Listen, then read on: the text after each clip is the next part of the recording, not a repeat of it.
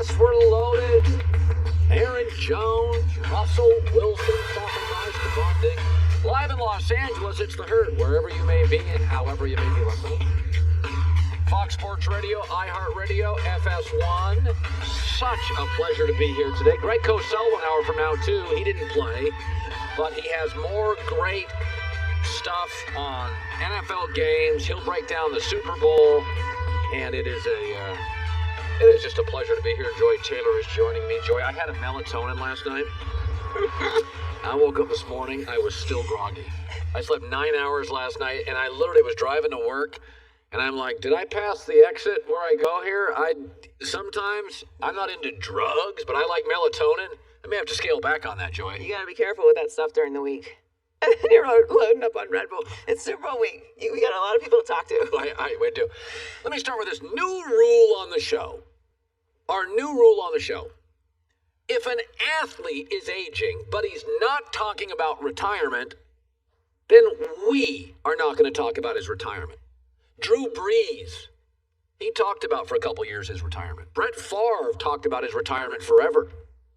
Big Ben, 6 years ago, was talking retirement. Phillip Rivers talked retirement. So it's fair game.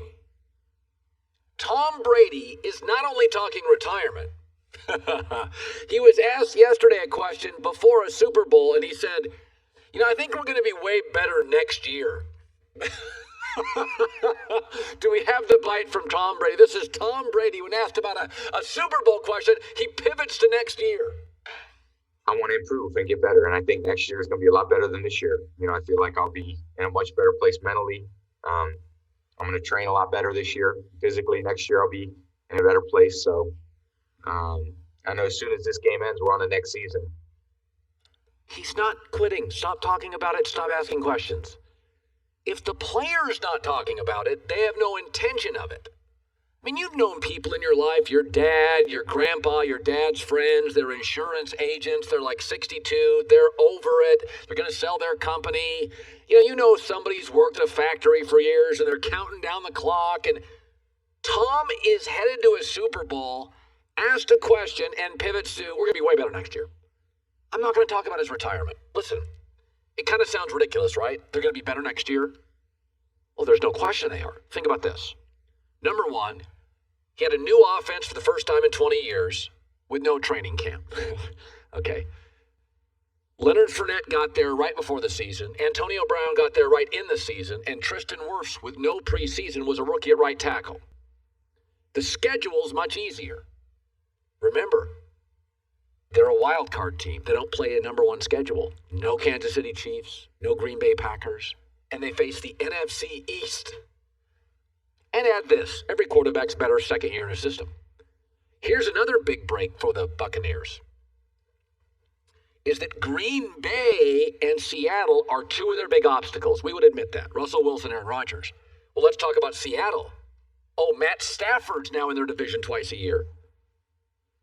And Kyler Murray's getting better. Seattle's road is tougher in division. What about Green Bay?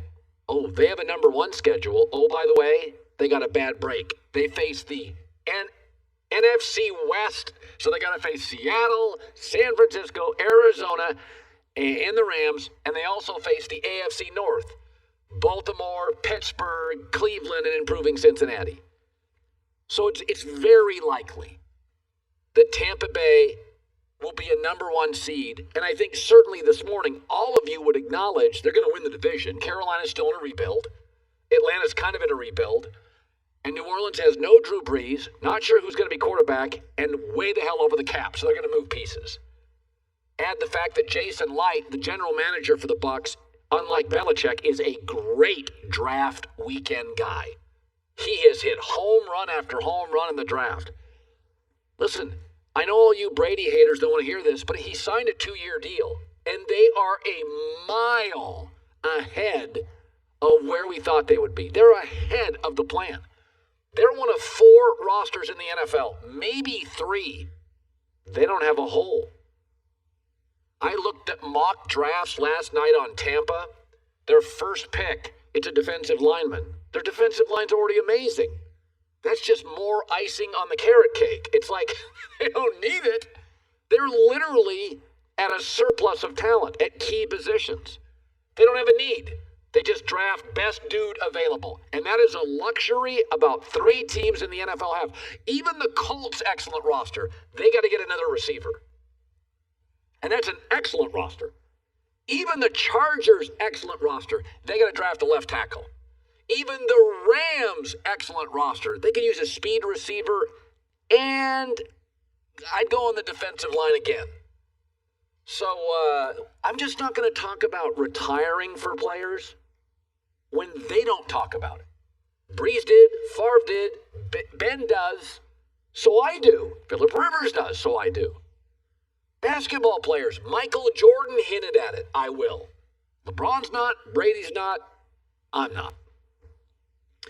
Okay, so the Deshaun Watson stuff just cracks me up. It just cracks me up. You know, I've said this before. What do we want our athletes to be, and what do we want our athletes to do? So now Deshaun Watson, he's got ex-players ripping him. He's got ex-coaches ripping him because he wants out of the dysfunction of Houston. Brett Favre, his latest comment, he gives us about one beauty every 2-3 weeks, a gem a month from Brett. So I'm kind of old school. He doesn't like what Deshaun's doing. Let's play the tape. Do we have that? Old school, I think you get paid a ton of money to do a certain job, and just do it and let the chips fall where they may. I think we make too much money to voice an opinion, but I'm not saying he's wrong. I think it's a different day and time, and it'll be interesting to see how the organization handles it. Yeah, the difference, of course, is that at the end of Brett Favre's career in Green Bay, he was the only unstable thing. The team was stable, the players were stable, the roster was stable. Favre was the unstable part of it. He didn't want to learn a new offense. He got increasingly needy. He didn't help Aaron Rodgers grow. He threatened retirement. He didn't want to go to training camp. Favre was the unstable part of the Packers. Deshaun's the opposite. He's the only stable part of the dysfunctional Texans. So Brett Favre's opinion on this is nonsense. And this is not to pick on Brett Favre. Brett was the needy part of Green Bay at the end. Deshaun's the only thing not needy in Houston. But let me ask this question again. What do you want the athletes to do? So Matt Stafford says, get me out of Detroit after years of 5-11 and 6-10 and getting the hell beat out of him. And he goes to the Rams, and none of you say a peep. You congratulate Matt Stafford, you're happy for him. So do you want Deshaun Watson? What you're telling me is you want Deshaun, because they were awful this year, 4-12. You want him to have about 6 more of these, get the hell beat out of him, then go somewhere and you're going to be like, that's how you do it. Maybe Deshaun, because he was in the same division as Andrew Luck, thinks to himself, Andrew Luck kept quiet. Andrew Luck always said the right thing. Andrew Luck was a nice guy. Andrew Luck had the support. But Andrew Luck had to retire. We watched a guy let the organization trample him and always take the nice way out. He's out of football, Andrew Luck. He's out of football. We watched Matt Stafford be a team guy and a nice guy and never threaten to leave. And he was irrelevant for the last decade as an unbelievable talent according to most scouts. Eli Manning said, I'm not going to the Chargers. And he didn't get pushback. What do you want Deshaun Watson to do? You want him to be Andrew Luck and out of the sport? You want him to be Matt Stafford and irrelevant for 30 years or 20 years or 10 years? Is that what you're looking for? Don't we want star quarterbacks to have a good coach and a good team like Mahomes? You do get if Mahomes was in Jacksonville, this would not be what Mahomes looks like. You do get that Andy Reid, Brett Veach, the GM, the Hunt family, the offense. You do get, as much as I like Mahomes, it's helped a lot to escalate, to elevate the journey, to expedite it, to, no roadblocks, no stumbling, park the Mercedes, here's the keys. We want more Mahomes. We want less Stafford. We want less Andrew Luck. Dick Vermeil's ripping him. He should just be quiet. And, just here's the contract. And what are you talking about?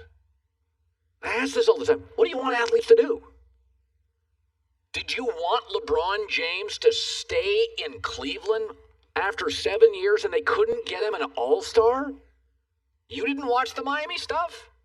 You didn't watch the Lakers? You didn't watch the Kyrie LeBron in Cleveland? We would have none of that if it was up to a lot of GMs and former quarterbacks. You just take a job, stay there with crappy coaches, bad owners, lousy GMs, and just deal with it. I wouldn't.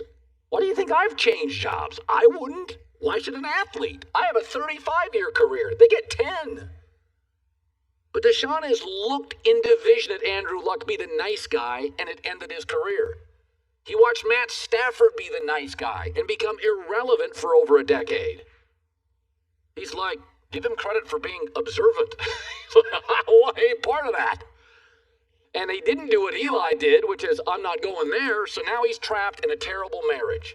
Anybody in a terrible marriage should have the right to get out of it. All right. God, Brady. Leading another show with Brady. I got at least 2 or 3 more Brady leads the show before football season's over. Rudy Gobert, who's an underrated NBA player, sticks up for LeBron. And there's a point about LeBron that we all need to...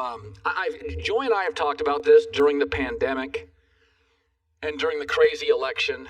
There's increasingly a percentage of the country I'm just not going to listen to. And I'll discuss that coming up. Be sure to catch live editions of The Herd weekdays at noon Eastern, 9 a.m. Pacific on Fox Sports Radio, FS1, and the iHeartRadio app. America, are you listening? Emmy Award-winning host and journalist Carlos Watson. It may not feel like it, but we've been here before, and it's up to us to lead the way. Resetting America, the Carlos Watson Show. The LA Times says this is what true discussions should look like. If we're going to do bold things, we've got to have bold conversations. Good Morning America says this show is changing the conversation. If we're ever going to reset America, the time is now. Subscribe to the Carlos Watson Show on the iHeartRadio app or wherever you listen to podcasts. At what point must we become a monster in order to catch one? From iHeartRadio comes a mind-bending new original sci-fi thriller, Tomorrow's Monsters. It's a safe application with one very simple benefit. You never have to sleep again. Starring John Boyega. When he began self-experimenting with his own mind apps, it changed him, and something else has taken over. And Darren Criss. We don't do what we do simply because we love humanity. We detest the weakness in them. From iHeartRadio, Flynn Picture Company, Psychopia Pictures, and Upper Room Productions. Also starring Marley Shelton, Clark Gregg, and Saan Gauja. Tomorrow's Monsters. Coming February 9th to the iHeartRadio app, Apple Podcasts, or wherever you listen to podcasts. Here's exposure 1. Ready?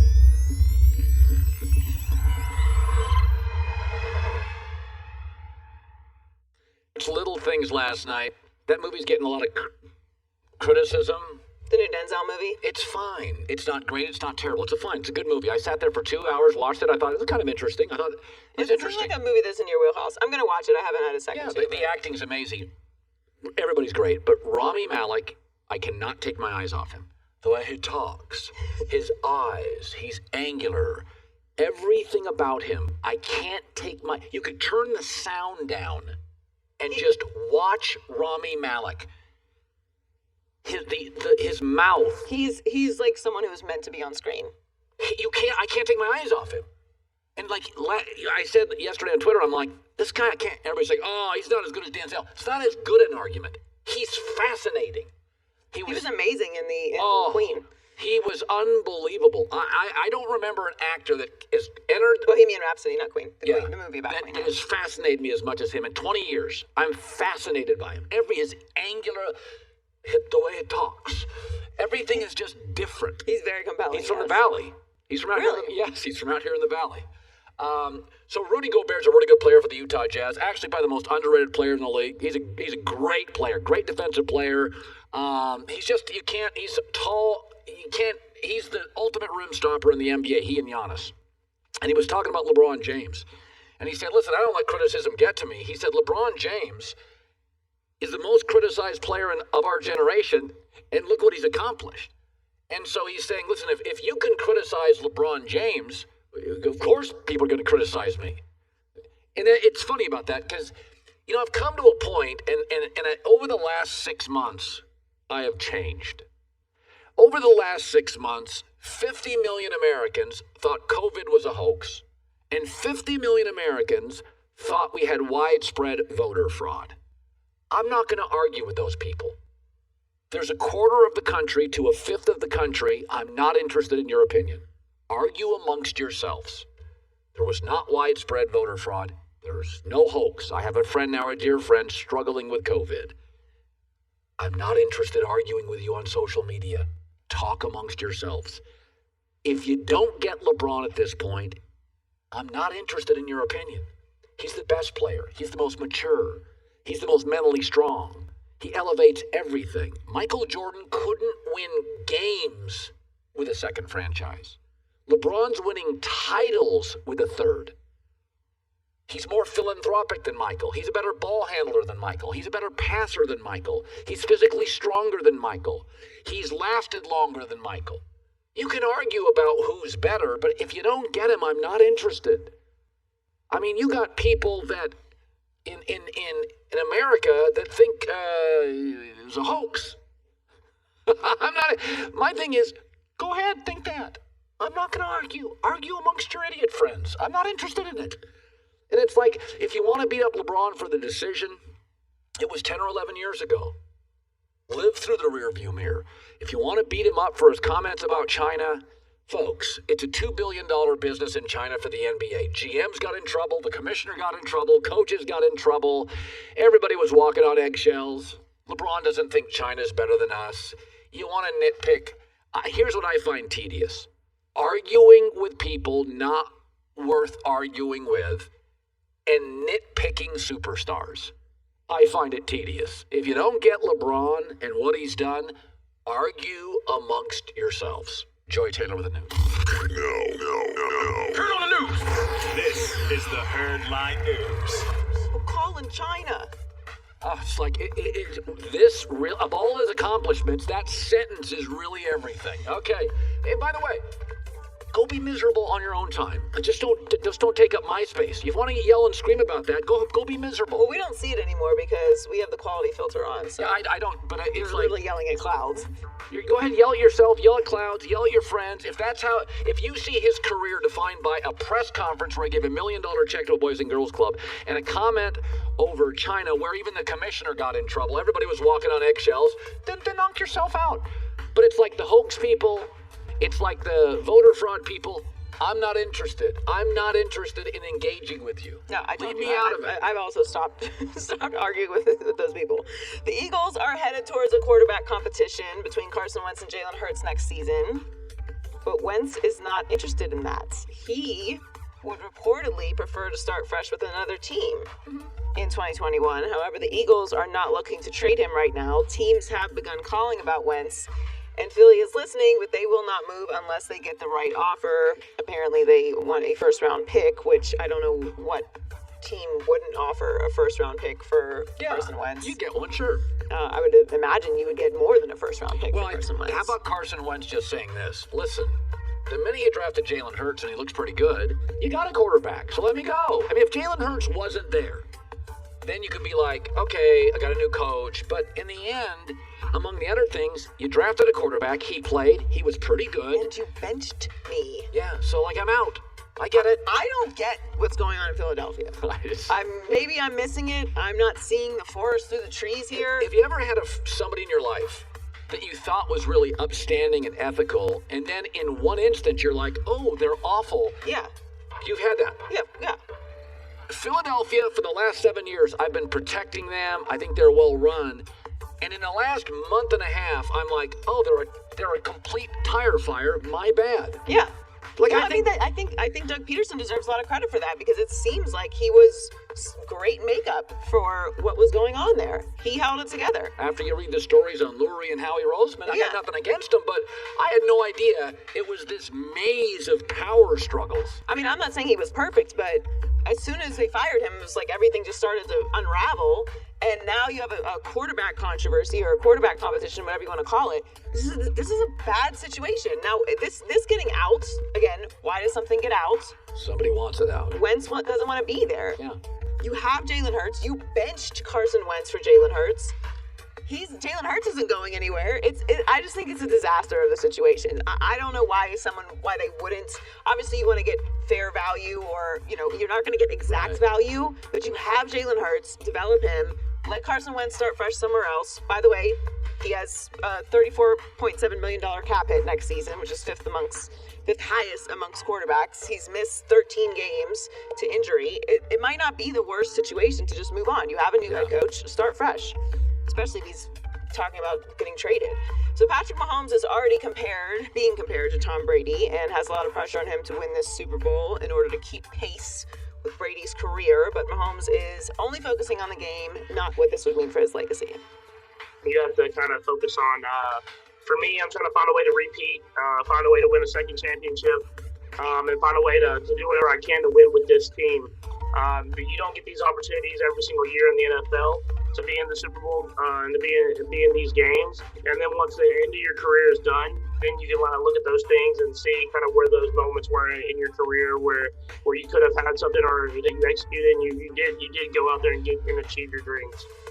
There was a lot of conversation about how the Chiefs were going to keep this level of excellence that they had last year. Philadelphia is a good example of this because we talked a lot about how Philadelphia acted after they won their Super Bowl, right? That we weren't really sure that was the right approach, and it turns out it wasn't because they were making fun of the Patriot way, and you can win multiple championships the fun way. Like, yeah, can you? Because you guys are not going to be back there for a very long time. But the Chiefs, and I do think that maybe we'll never know, obviously, but maybe the pandemic played a role in this because you didn't have that layover. As soon as the Super Bowl was over, essentially we locked down in March.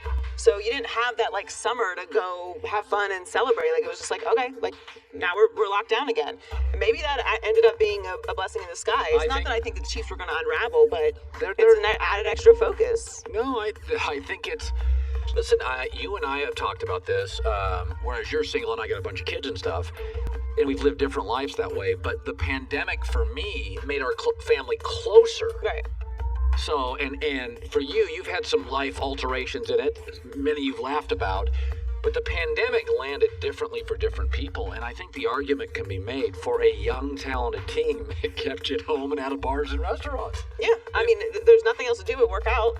So it worked out. Right. And it didn't matter for Brady because that's all he does anyway. Right. And I'm not saying that they would have unraveled, but, them being back there this year and having the year that everybody had, it may have played a role in that because they are not loose in any way, but to your point, they're young. This is not Brady. This isn't the Patriots with they're their flashy, system. they're fun. But they deserve credit. And to Mahomes' point, focus on this game. Don't worry about legacy. Don't worry about what it means if you win this game. Don't look ahead in any way. So the Rams continue to be aggressive this offseason by trading Jared Goff to the Lions for Matthew Stafford. There's been a lot of rumors that the Rams were unhappy with Goff's recent performance. Rams were shocked. Interesting. And Aaron Donald says the team was still surprised by the move. I'm pretty sure everybody was shocked with it, but Stafford's a great quarterback. I'm excited about having him with the team, a veteran guy that know the game, has been playing the game at a high level for a long time. It was a business decision that the Rams organization chose to make. I will always love Goff. That's my brother forever. But I guess things didn't work out how they wanted to, so they made a change. I find it surprising that the team was shocked that he was traded. You would imagine if it was at this point that there was some kind of rumblings or doubt if he's the guy. So especially, that's Aaron Donald. Well, but I would say this. I'll back the Rams. If you're going to make this move, you're probably better to make it covert. You don't want players talking about it. You're probably better make the move. It appears to be an upgrade. Players can't. Listen, again, COVID, we're all sitting around.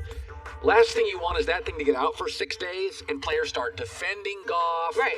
And this was like, Jared's gone. Oh, we get Stafford. Okay, I'm good.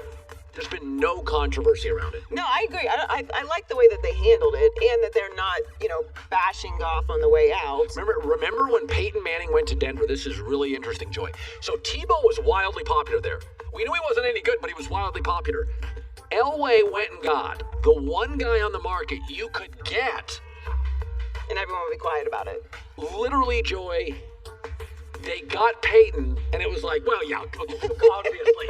And so Stafford similarly it's like, well, yeah, he's better, so. He's not Peyton Manning, but No. it's not like they're making a trade and then now they're talking about moving up in the draft. It's an like, upgrade. Yes, and it's an aggressive move. I like the way that they've handled it. It's not normal. Like, to your point, we usually hear rumors about it. We're talking about Carson Wentz, like we're talking about Deshaun Watson for long periods of time. Even Matthew Stafford, we knew was going to be on the market for a while. Yeah. We've been talking about it for a week, so I like the way they do business. Joy Taylor with the news.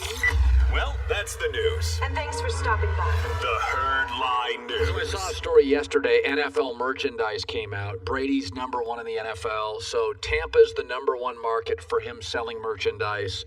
Like Boston's number 2 or 3. New York's up there. Orlando, Miami. So Tom is still selling a lot of merch up in Boston, his old stomping ground. And he still has nice things to say. Yesterday he was talking about the Patriots and what a good time it was. And here's Tom Brady talking about his past, and it just has such warm feelings about it. Obviously, anytime you change teams, you don't know how it's going to go, but I think there's been incredible support that I've had from, all the team I used to play for, all the New England fans. And, I still obviously have a great affection for New England. And, I said the other day, my kids were born in Boston. So, I have a lot of love for Boston and all of New England and the incredible support over the years. Again, it was an amazing 2 decades of my life. Am I the only person, and maybe I am, but the Patriots now, with Brady, feels like a long time ago. They're irrelevant. Tom's going to be the only guy that gets 2 statues, one in New England, one in Tampa. They're irrelevant. They're so bad and Tom's so good, they don't matter. And remember this, and we kind of predicted this. We said, in Boston, the Patriots aren't the Celtics or the Red Sox. They're not even the Bruins. Those teams, Bobby Orr, Phil Esposito, the Red Sox history, the Celtics, Bill Russell, those teams were dominant in the 60s, 70s, 80s, 90s. Even if the Red Sox weren't winning titles, they were such a part of the sport. I'm a kid that grew up in Seattle. In the 70s, here comes Freddie Lynn and Jim Rice and Louis Tiant and Carlton Fisk. Like, the Red Sox were a draw then. In the 80s, they were better than the Yankees. That's never been the Patriots. The Patriots were a mess forever. The stadium was a mess. Didn't make any money. Miami, was the team on the coast, or it was Pittsburgh, or it was the Giants. They were a mess forever before Tom Brady. Parcells was good for about 45 minutes, but he left. Pete Carroll came in. That didn't work. That's why they've never had any sustained success without Brady. Hell, Belichick couldn't win the year before Tom started, and he couldn't win the year after he left. I just don't think New England ever understood in the moment how much of this, how transformative Tom was as a personality. Do you know there are 123 professional sports franchises in America? Tampa Bay had the worst winning percentage of all of them, and they're in the Super Bowl. The Patriots are just not a relevant franchise. They never were. The Celtics, even in down years, you can feel them lurking. When the Red Sox are down this past year, they're rebuilding, they'll be back. The Bruins have always been good on analytics. They're always around the playoffs. They feel relevant. New England was a mess. Had a messy stadium deal. They almost went to Hartford. They were quirky. They were weird. They had that Razor guy own them for a while. Remember that? Remington guy or something, just a mess. And then Parcells said, "Get me out of here," and Pete Carroll couldn't work. And I just don't think. I think New England never understood. Not that they understood Tom was great, but when you're not historically relevant, and then you suddenly get relevant, you can talk yourself into, we something here. We good. We special. New England's not, or Patriots aren't. We're not. My whole life. When I was a kid, never talked about the Patriots. When I was a young kid, when I was starting to love football, 7, 8, 9, 10 years old, it was Steelers, Raiders, Miami Dolphins. And then as I got older in high school and stuff, the Broncos started getting good. The Steelers were still good. And 49ers were getting good. And I got a little older in my 20s, 30s. Oh, here come the Cowboys with Jimmy Johnson. And the Niners are good again. Giants, watch out with the Giants, Parcells. And then, we've segued. There was never a moment before Brady took over the starting job where the Patriots were a national team. Ever. I mean, Packers were invisible for 25 years until they got Brett Favre. What do you think the Patriots were? So it is, it's the only game 1 year removed, the only national TV game this year New England will be invited to is the one where they host Tom Brady. He'll be on 10 of them. They'll be on one, the one Tommy comes back to beat Belichick. Aaron Jones of the Packers. He's a free agent, by the way. He's going to be on the market.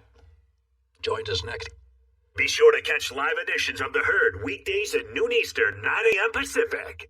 I'm Robert Evans, host of Behind the Bastards, and it could happen here. And boy, it does seem to be happening here. I'm going to guess most of the people listening to this are deeply concerned with what they saw happen in Washington, D.C. on January 6th, and I'm here to tell you it was a fascist insurrection, an attempt by fascists to take over our democracy, and it didn't happen in a historical vacuum. There have been numerous attempts, many of them successful, by fascist movements to take over democracies over the last century. In order to protect yourself, in order to protect your family and your very freedom, you need to understand this history and the history of the different anti-fascist movements that have fought, sometimes successfully, often unsuccessfully, to stop the same things from happening in their own countries. The knowledge of this history is important, and it's maybe the only thing that can save us. So, if you are as concerned as I am, listen to Behind the Insurrections on the iHeartRadio app, Apple Podcasts, or wherever you listen to podcasts. It's safe to say 2020 was one of the most difficult years ever for so many, and these remain very challenging times. That's why I'm here to ask you, how can I help? My name is Dr. Gail Saltz, host of the new weekly podcast, How Can I Help, with Dr. Gail Saltz, brought to you by the Seneca Women Podcast Network and iHeartRadio. I'm a clinical associate professor of psychiatry at the New York Presbyterian Hospital, a psychoanalyst, best-selling author, and I'm here to help. Join me every Friday, where you can ask your most pressing questions and get helpful guidance on topics ranging from coping with anxiety and mood, relationships, to family and parenting issues, to workplace dynamics, to dealing with COVID fatigue, and everything in between. While it has been a tough time, you don't have to navigate it alone. So, how can I help? You can send your questions anonymously to me at howcanihelp@senecawomen.com, and I will answer with specific advice and understanding. Listen to How Can I Help with Dr. Gail Saltz on the iHeartRadio app, on Apple Podcasts, or wherever you get your podcasts. We've said this, after about the 10th pick in the NBA draft, it always feels like you're kind of out of players. In the NFL, half the league was undrafted. Aaron Jones wasn't drafted until the 5th round. You thought Tom Brady was overlooked. The last 2 years, he scored 35 touchdowns. 35 touchdowns in 2 years. I don't play fantasy football, but if you do, get him on your team. Yeah, he's important. He and Derrick Henry, get him on your team. He is a free agent officially, and Aaron Jones is joining us live, brought to you by Old Spice Dynasty. By the way, when you were sitting there and all these running backs are getting drafted ahead of you, and you were great at UTEP as a freshman, as a sophomore, as a junior, and you're sitting there thinking, I've faced some of these guys. Did get it. Were you a little bitter on draft day? Definitely. I mean, and I went to the combine as well, and I felt like I performed well there. Yeah. I outperformed some of the guys that was taken before me, but you just kind of use that as fuel to the fire. You were already underrated in college, so you don't have the name coming out as some of those guys do. So you just continue to put your head down and work and meet them at the top. Yeah, I love stories like yours. Now, you're a free agent, and it's weird. Green Bay would rather keep you, obviously. But you know what it is. It's a salary cap. It's not like baseball where there's no salary cap. There's a cap, and Aaron makes a lot of money, and Devontae's going to make a lot of money. And it's not a matter of they don't like you. It's like, okay, how many of our stars can we keep? If the Packers decided, okay, we got to move off Aaron, how would it land for you? Would you be hurt? How would you feel about that? I would understand. It's a business, so I would understand that, and thank them for giving me the opportunity, and then just go back to work and be ready to play wherever that may be. I've learned a lot from a lot of the guys in the locker room. I've got to play along some of the best players in the league, but not only the best players in the league, but better men off the field. So I think that's special and that's important, and I thank them for that. What's your relationship like with Aaron Rodgers? He seems to love you. He trusts you. What's it like? What was it like the first day you showed up?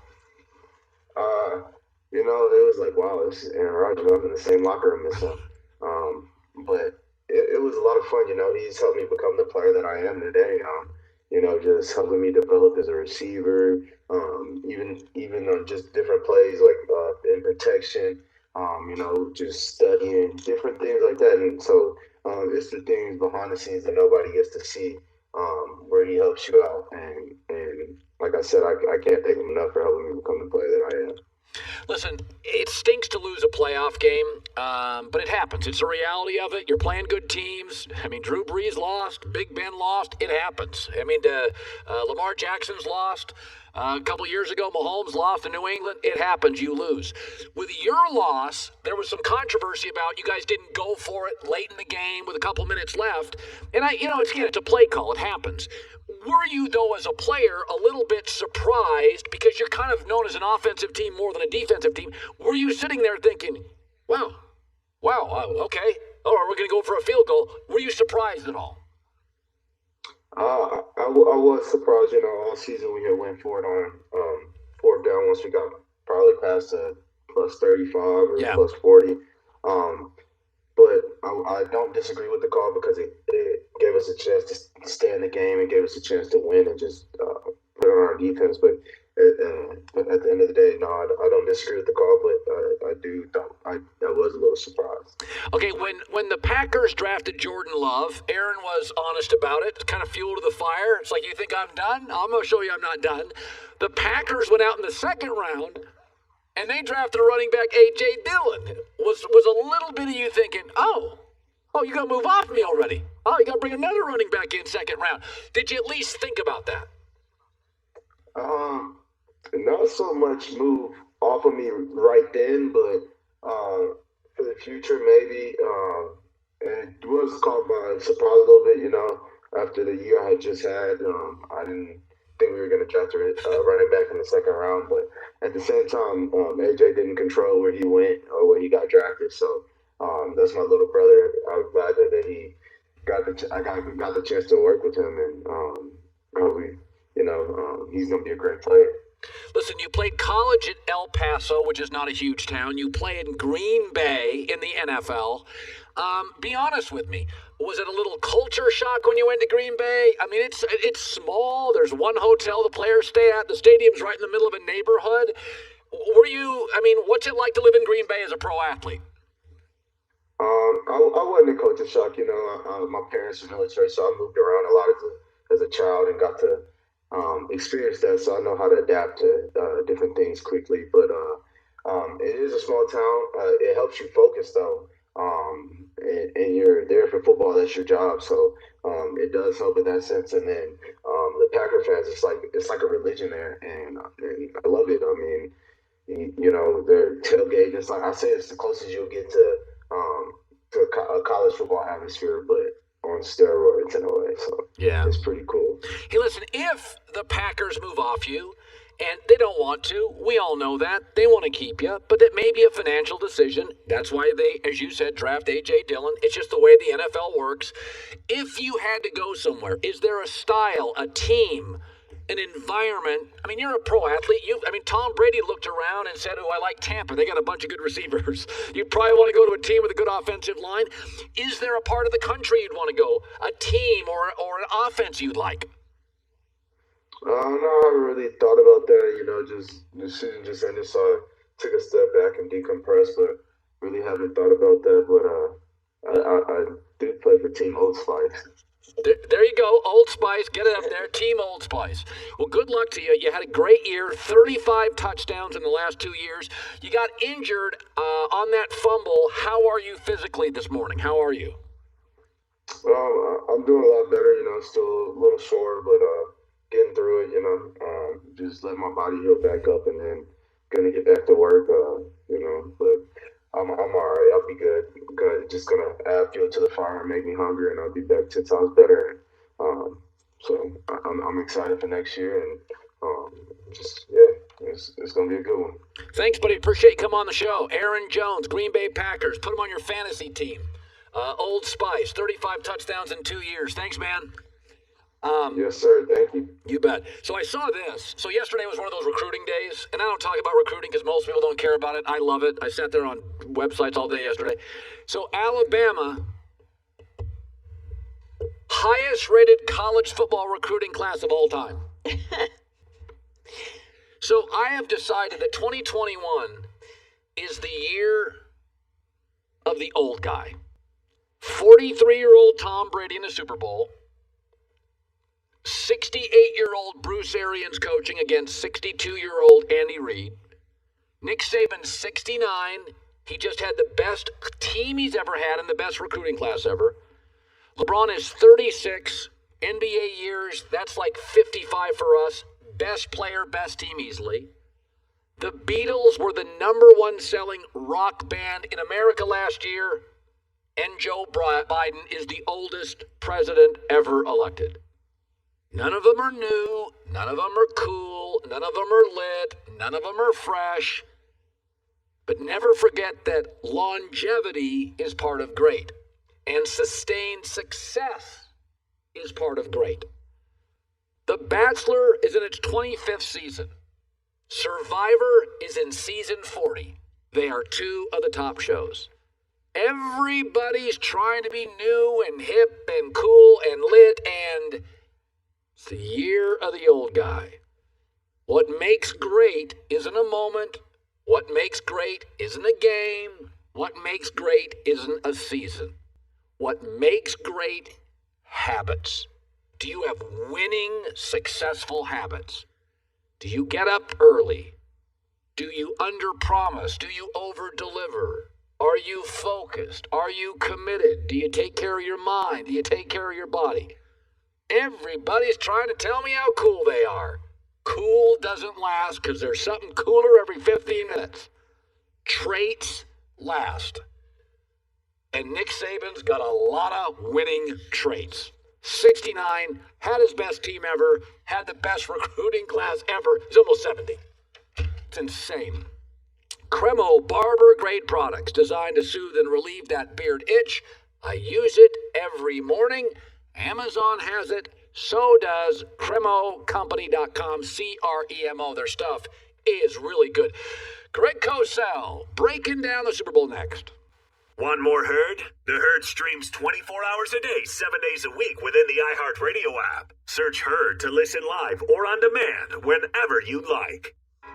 Lancaster, South Carolina is in the middle of not much. But growing up nearby, I knew it as the hometown of a black man named Jim Duncan, who became a Super Bowl hero. Duncan up to the 15, 20. And on my new podcast, Return Man, I'll discover that his death still makes no sense at all. The story was that my brother went into the police station, took a gun off a police officer, and shot himself in the head. Most people don't believe that. For the past 3 years at the Rock Hill Herald, I've looked back at a story that's timelier than ever. Have you got some time to talk? It involves race, the mental state of the person, and a town that is scared to death to say anything. Listen to Return Man on the iHeart Radio app, Apple Podcasts, or wherever you get your podcasts. If you took away the date and time, could you imagine that happening today? Yes, you can. The Death and Life of Kobe Bryant is a limited series podcast that looks back at the investigation of the crash a year ago that killed the basketball superstar, his daughter, and 7 others. Helicopter crashed into a mountain. We heard it, and now I'm looking at the flames. The Death and Life of Kobe Bryant includes exclusive content and a look at the legacy number 24 leaves behind. In so many ways, and so many millions of people loved him for so many different reasons. Listen to The Death and Life of Kobe Bryant on the iHeart Radio app, Apple Podcasts, or wherever you get your podcasts.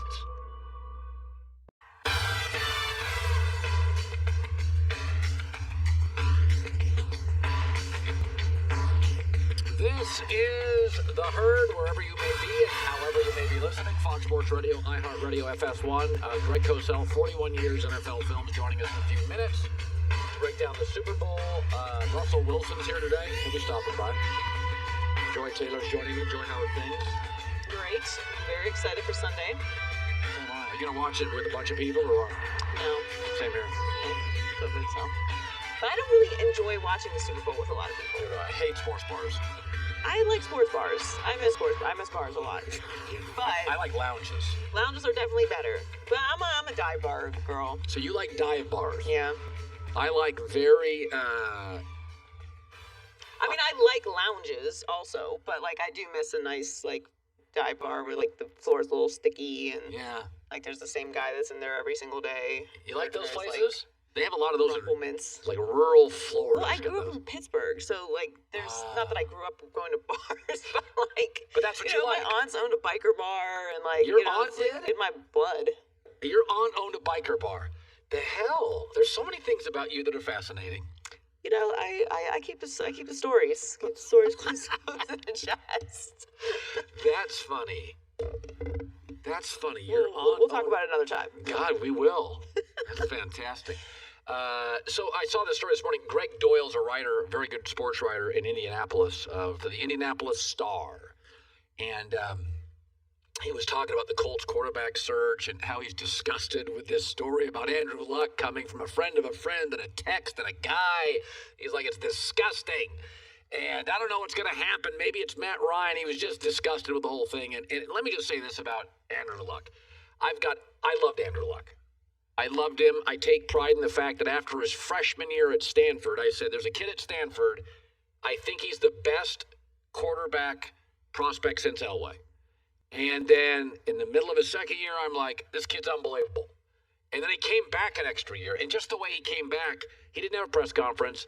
He wrote a note, a handwritten note, and laid it on the desk of the sports information director at Stanford. He didn't want any fanfare. He said, I'm going to come back. I just signed up for classes next year. That's Andrew Luck. I have no prediction on Andrew Luck. There's never been anybody like him. He chose Stanford. They were horrible when he chose Stanford. Why did he choose him? Education. His social media was Andrew Luck's booksclub.com. That was his social media. Why? Education. I don't even have a comp for him. He has no comp. He has no peers. There's never been anybody like him. I interviewed him one time at a Super Bowl. He was so uncomfortable with it. And he knew his dad told him I would be a nice guy to interview with. And he thanked me for all the nice things I said. And he wasn't nervous. There was nothing about being interviewed that interested him. He had a flip phone, and it wasn't that long ago. He's one of those guys that told defensive players, nice hit, after they hit him. He came to the podium. I mean, the idea that he would, and this is not a shot at Aaron Rodgers, but would be in the news regularly, would be so against everything he is. I have no idea if he'll ever come back. I've never seen any kid like him. There's no comp. I mean, He doesn't think like anybody. He doesn't live like anybody. He's not motivated by the same stuff other people are. No idea. Love to see him back. I have no prediction. No idea. If you told me he'll never come back, I'd say, yeah, I see that. If you told me he came back tomorrow, I'd be like, yeah, okay, I can see that. But in terms of him, I'd love for him to come back, but he has no ego. And I mean, I sat down with him for 15 minutes. He was so uncomfortable being interviewed as the best young quarterback at the time in the game. Had no interest. And it wasn't me, I know that. Because he was like, oh, my dad says great stuff. You're very nice. Thank you very much. I've interviewed 1 million athletes. Nobody's ever been that uncomfortable. So I just wish him, I want him back in the game, but I have no idea what he'll do. And with that, I just have my Greg Cosell sheet. I think I threw it in the garbage. Let's bring Greg Cosell on real quick here. NFL Films 40 years. Greg Cosell joining us live. Where did I put my Greg? Guys, you have to reprint my Greg Cosell questions. I don't even have them. How about that, Greg? I'm such a lack of professional. But I know I want to start with this. I hear a lot about Mahomes. I hear a lot about, the talent. Okay, Sean Payton said a couple days ago, that's the best college recruit I've ever seen. He goes, we went down, we flew a private jet to watch him work out, and we literally walked out and said, we got to get out of town and not let anybody see that we were here. This kid's unbelievable. So the first time you started breaking down film, is some of that, does Andy Reid get any credit? Does Tyreek Hill get credit? Or is he just somebody, when you looked at film before he was a star, and you thought, oh, Lord, this is transcendent? Well, I think that the talent jumped off the film. There's no question about that. I think the concern, and I remember having this conversation, Colin, with a lot of coaches at the Combine the year he came out. No one questioned the talent. The concern was in college, he was such a loose, undisciplined player. And that's the way he played. And obviously he made plays that way. But I remember coaches, and again, now it comes down to individual coaches and how they see their offense. But there were coaches who told me, I'm just not sure after I work 16, 18 hours a day and get to Sunday that he's going to run the offense. But no one questioned the talent. The talent jumped off the film. Yeah. Now, he's also has some really nice components to it. Yes. We looked at film there of Tyreek Hill. He blew the Buccaneers up first quarter last game. Is there a way, with all the film you have looked at on the Chiefs over the last couple of years, is there a way to defend Tyreek Hill that has some sustained success? Well, we've seen teams, for instance, Bill Belichick had success a number of times where they doubled him. Again, you have to feel comfortable doing that because there's other players. Teams doubled him. I remember one, I can't remember if it was a playoff game or a regular season game where Hill had one catch for 42 yards. Actually, the catch came when he was doubled, but that's all he had in that game because Belichick committed to doubling him. If you go back to week 12 of this year, when the Bucs and Chiefs played, there were third down snaps in which Todd Bowles doubled both Hill and Kelsey, because you can double two players. You can't double more than two, but you can double two. So it will be interesting to see if Todd Bowles takes that approach again situationally, because in that game, week 12, everybody talks about Todd Bowles and pressure, Colin, but he did not pressure very much at all in the week 12 game. And by the way, he may not feel like he needs to pressure in the Super Bowl because of the tackle situation for the Chiefs. You know, yesterday I was asked by one of the companies I work for, pick the score, pick the game, pick the MVP, and my MVP was Honey Badger. And I said, I think the defensive lines will make both quarterbacks uncomfortable, and I think Honey Badger's going to benefit from Brady being uncomfortable with some big plays. I find him to be an incredibly instinctive player. He's always around the ball. How do the Chiefs use him so spectacularly well? Well, one of the things they do with them, and you will see this, they do it every week, is they're very good with disguise and late movement. And very often when they disguise their coverage and move late, they go to cover two, and Matthew is in a sense what we call the middle hole defender or the robber.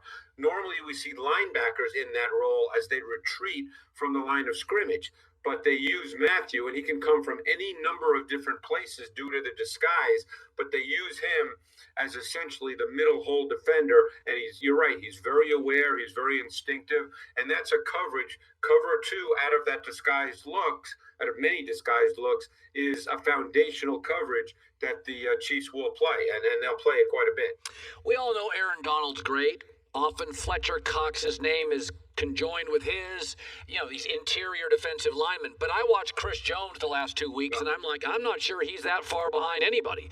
You tell me what the film says on Chris Jones. Yeah, Chris Jones is really, really good, and he's bigger. He's about 6'5", 320 pounds. And I think what you're going to see, and this is something Steve Spagnuolo is very good at, is based on his multiple front looks, he's going to create one-on-ones for Chris Jones against offensive guards. And that, to me, is a potential favorable matchup. It is a favorable matchup for the Chiefs because the interior of the Bucs O-line has been a little erratic throughout the season. And Spags is very good with his use of linebackers, creeping them up on the line of scrimmage, forcing them to be accounted for in the protection, and that creates one-on-ones for Chris Jones against guards and at times centers, and that's a positive for the Chiefs. Let's talk Brady now. We talked Mahomes earlier. You're based on how the Kansas City Chiefs play defense. Who do you suspect will be Tom's favorite target in this game, or who has it been over the last month or so? I would look, and again, it's hard to know who's going to be the volume target, but I think Cameron Brate is someone to look at in this game. It would not surprise me to see the Bucs play a lot with two tight ends and try to limit the pressures of the Chiefs. Because one thing we've known about Steve Spagnuolo since he's been in Kansas City, and he did it week 12 against Brady, is he blitzes. I mean, the first two third downs of that week 12 game, he came with zero blitz. He is going to attack. And Brady is not a post-snap player in terms of movement. Brady normally wins before the snap of the ball. So I would expect to see some 12 personnel. I would expect to see Cameron Brate perhaps be a factor. And again, maybe not a volume receiver, but a factor as a receiver. It's so interesting. Tom went from no targets or no weapons in New England to a surplus. I mean, I'm watching these highlights of Ronald Jones, and he's a spectacular running back. As you watch the season, there was some turbulence in this season. But was there a moment in this season where you felt, watching the film, Tom's now, it's more rote. He now feels comfortable. He's not thinking back there. Was there a moment he got, he went 0 to 60. He went no weapons to 8. Is there a moment to you it kind of hit for him? Well, I think what happened, Colin, is he had to get comfortable with the fact that there were more deep drops, more intermediate and vertical routes. That was not the foundation of the Patriots offense, certainly not since the Randy Moss era, and that was a long time ago. And that was only a couple of years. He was used to getting the ball out quick. He was used to choice routes, option routes, pivot routes, whip routes, things where the ball came out quick. He had to get used to a different kind of offensive approach. And by the way, when you throw the ball further down the field, obviously your protection has to be better. And so he had to get used to that as well because he got hit a bit more this year. There were games where the offensive line was not real strong. Look, even in games in which they win, the Packers hit him a lot in the NFC Championship game. So I think he just had to get used to a different style, a different approach, and the fact that the ball was not going to get out as quick. I want to go to your big play of the week. These two teams played in week 12. Take us to your big play, the design, the schematics of it. Well, let's just start with the fact that I mentioned that they'll have to handle blitz. But obviously the Chiefs will not blitz on every snap. And when they don't blitz, I think that's when you have to be able to make some big plays in the passing game. And I mentioned the 12 personnel, meaning 1 back and 2 tight ends. I think you'll see that. So let's go to this play. This was a 48-yard completion to Rob Gronkowski, who has not been a big factor in the passing game since this game. Yeah. But this play was very interesting because, as I said, it came against zone coverage with no blitz. And what you're going to see here is Tom Brady under center, and he still plays under center. And this is going to be what we call a flood concept, a 3-level stretch. Mike Evans will run the vertical route. Rob Gronkowski will run the intermediate route from the other side, a crosser, and Leonard Fournette from the backfield will run a flat route. And it's 3 levels, short, intermediate, deep. It's a flood concept. The Chiefs run it a lot, by the way. And what you're going to see is the 2 safeties here, they will spin. Matthew will go more into the deep middle, and Sorensen will drop and essentially become a flat defender in cover 3. So watch Gronkowski. He gets a free release, and he's going to run his crossing route. Now what happens here is Evans lifts the corner because the corner in cover 3 has to run with Evans. So he lifts the corner. And then you have Sorensen, who's going to play in the flat. And his eyes are certainly not on the other side of the formation for Gronkowski running the crosser. So it's beautifully designed. This is a cover 3 beater concept. It's a great route against cover 3. It's a great route against cover 4 as well. But it's a zone beater, and it'll be interesting to see if they can attack when they get zone coverage without blitz. Greg Cosell, 40 years plus at NFL Films. Can't wait. Good talking to you, Greg. Thanks, Colin. Appreciate it. Yeah, that Week 12 game, we were just watching the highlights. There were a lot of big plays in that game. There were a lot of spectacular plays. If you just take these 2 teams, and if you made a Pro Bowl team, just an offensive Pro Bowl team out of these teams, it could take on any Pro Bowl team in the league. I mean, seriously. Your wide receivers would be Tyreek Hill, Mike Evans, Antonio Brown. Chris Godwin. And then you go tight end, you'd go Travis Kelce. Your blocking tight end would be Gronk. Brady'd be your backup quarterback. Your running backs would be, I mean, it's just hilarious. Their offensive lines. I mean, it's just we got the right 2 teams here. That's my point. We got the right 2 teams. I'm watching these highlights, and I'm like, God, the talent is insane. Ronald Jones, he's like a forgotten guy. He's been unbelievable when he's healthy for Tampa this year. Stefon Diggs will show up today. Ryan Fitzpatrick of Miami's here. So is Russell Wilson. Be sure to catch live editions of The Herd weekdays at noon Eastern, 9 a.m. Pacific on Fox Sports Radio, FS1, and the iHeartRadio app. The Therapy for Black Girls podcast is your space to explore mental health, personal development, and all of the small decisions we can make to become the best possible versions of ourselves. I'm your host, Dr. Joy Harden Bradford, a licensed psychologist in Atlanta, Georgia, and I can't wait for you to join the conversation every Wednesday. Listen to the Therapy for Black Girls podcast on the iHeartRadio app, Apple Podcasts, or wherever you get your podcasts. Take good care. Hi, this is Bill Clinton. Please join me on my podcast, Why Am I Telling You This? Why am I telling you this? Why am I telling you this? For conversations with some of the most fascinating people I know. We'll talk about ideas that deserve more attention, about how science, technology, and design are improving our lives, and about why we should be hopeful and optimistic about our future. Listen to Why Am I Telling You This on the iHeartRadio app, Apple Podcasts, or wherever you get your podcasts. New tracks, new teams, and a new champ. The 2021 NASCAR season starts in just 10 days with the Great American Race, the Daytona 500, February 14th, only on Fox. Jersey Mike subs, a sub above. Go through their app. No contact delivery, no contact in the door pickup. Jersey Mike's subs. Joy Taylor with the news. No. Turn on the news. This is the Herdline News. Brett Favre was very critical of Deshaun Watson wanting out of Houston, saying he should just do his job because he makes a lot of money. Yeah, that was a bad quote. Yeah. Deshaun's agent slammed Favre for his opinion, tweeting Brett should probably stop throwing stones from that glass house he's sitting in. Thank you. He is, Brett Favre, estimated to be worth around $100 million. Yeah. Yet he's giving his opinion. It's kind of ironic, but we talked a little bit about this yesterday, and you talked about it at the beginning of the show. I'm very old school myself. Like, I think I'm an old school person. Yeah.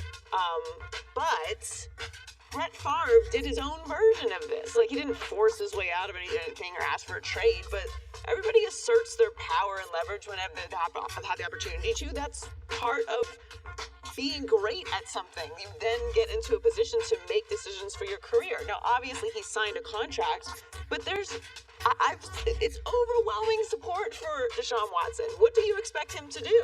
This is a situation that is dysfunctional. You have a pastor running the organization. You know what it is? A lot of this is, let's be totally honest about this. Most people don't have options in life or leverage, and they resent people who use theirs. Yes. That's what this is down to. This is most people don't have options in life. They're clinging on to the job they have. So when you have somebody that's really, really talented, there's a little bit, I see it among men all the time, I won't speak for women, but there's this resentment. If you had options, you know, what's the old saying Chris Rock used to say, the comedian? You're only as loyal as your options. You're only as loyal as your options. And most people don't have any. So, I would be loyal. Oh, God, give me... Loyal to what? What is even the concept of loyalty in the professional space? There's too much of a blurred line when it comes to that word. Don't just toss that word out. Loyalty in a relationship, great. Loyalty to family, great. Loyalty to friends, great. Loyalty to hard work, great. Loyalty to a corporation that can cut you or trade you or maneuver their way out of a contract anytime they want to? What are you talking about? Loyalty as a fan is great. This is Deshaun Watson's job. And on top of it being his job, it is his career. And on top of that, he has a legacy to be concerned about because you and I and all of you fans are going to talk about what he did with his career at the end of it. Yeah. He has every right to get out of this dysfunctional situation. He is great. Also, don't you want to see him thrive? Years ago, this was about 20 years ago. Almost actually 20 years ago, 18, 19 years ago. I sat down with a radio executive. This is a true story. Opposed to my ones I make up. True story. Sat down, name was Tom Baker. Nice guy. And he's saying, I got an offer to leave to another radio station. Colin, loyalty is key with me. Loyalty is everything. Loyalty is... 2 days later, he took a job with Entercom in Boston. Oh. You know what he also said one time? Want to hear a funny story? Only lasts a minute. I went for a raise one time. Tom was a funny guy. Very funny guy. He goes, Colin, you make too much. Can't afford another nickel. We'll have to turn the lights off at the radio station. I was asking for $38,000. They paid me $35,000. He said, we'll turn the lights off if I have to give you another penny. And I said, the guys across the street offered me $50. He goes, okay, $60 and not a penny more. Isn't it funny what leverage does for you? It's amazing. It is. And Deshaun Watson has a no trade clause, so he does have leverage in this situation. He has enough money to sit out for a year and he can make this very ugly if he wants to. I hope that it doesn't. And I hope that the Texans wake up and realize the situation that they have put themselves in. Deshaun Watson did on the field, and for that matter, off the field, what he was supposed to do, and you have not delivered. At this point, it's just best for everyone to go their separate ways. So Tom Brady is proving he can win without Bill Belichick, while the Patriots struggled in their first season in 2 decades without him. Albert Breer asked some ex-Patriots if they believe the two are keeping tabs on each other since the divorce. And former New England linebacker Ted Johnson thinks they absolutely do. He said, I think Brady's scratching an itch he's had for a while, and it's so very important for both of these guys. Neither of them will say it directly. I think they are obsessed with trying to prove the other wrong right now, and I think you're seeing it with Tom. He'll never say it, Bill will never say it, but I think they're obsessed in their pursuit of proving they can win without each other. It's just very human. Listen, if you get divorced and she marries George Clooney, you don't want to get fired and live in a car. Like, we're all competing here. We all have egos. We're all human. Outside of Andrew Luck, everybody in America has an ego. Yes, it's ego, it's human nature. Protection. At some point, it does become toxic to hold on to those kind of feelings. Yes. But they're real. They're real, and you're talking about two of the most competitive people on planet Earth in one of the most competitive businesses in existence. Here's what bothers me about it, though. I think Brady always appreciated Bill. Always. Yeah. Okay, I don't believe at the end the Patriots always appreciated Tom. That's why I'm rooting for Tom. There's not a day that I think Tom at the end got frustrated with lack of weapons. I think every day was there. Tom totally understood. I'm not winning these things without Bill. But when the stories started to leak out, Joy, in the last 2 years, they thought they could win these things with somebody else. That's why it becomes very much to me, I am pro Brady on this. You were both valuable to each other, but don't kid yourself. Brady was more important. 70-30, 65-35, whatever. He was more important. Two things can be true. You had an amazing time together, built an unbelievable dynasty, won a ton of championships, and probably what the Patriots did won't be duplicated again. It won't. There was just too many things that had to work and come into place, and lack of egos, and the perfect amount of ego, and leadership, and everything. It was the perfect concoction for that legacy to exist, specifically in this sport where there's not a lot of movements and there's salary cap and all of that.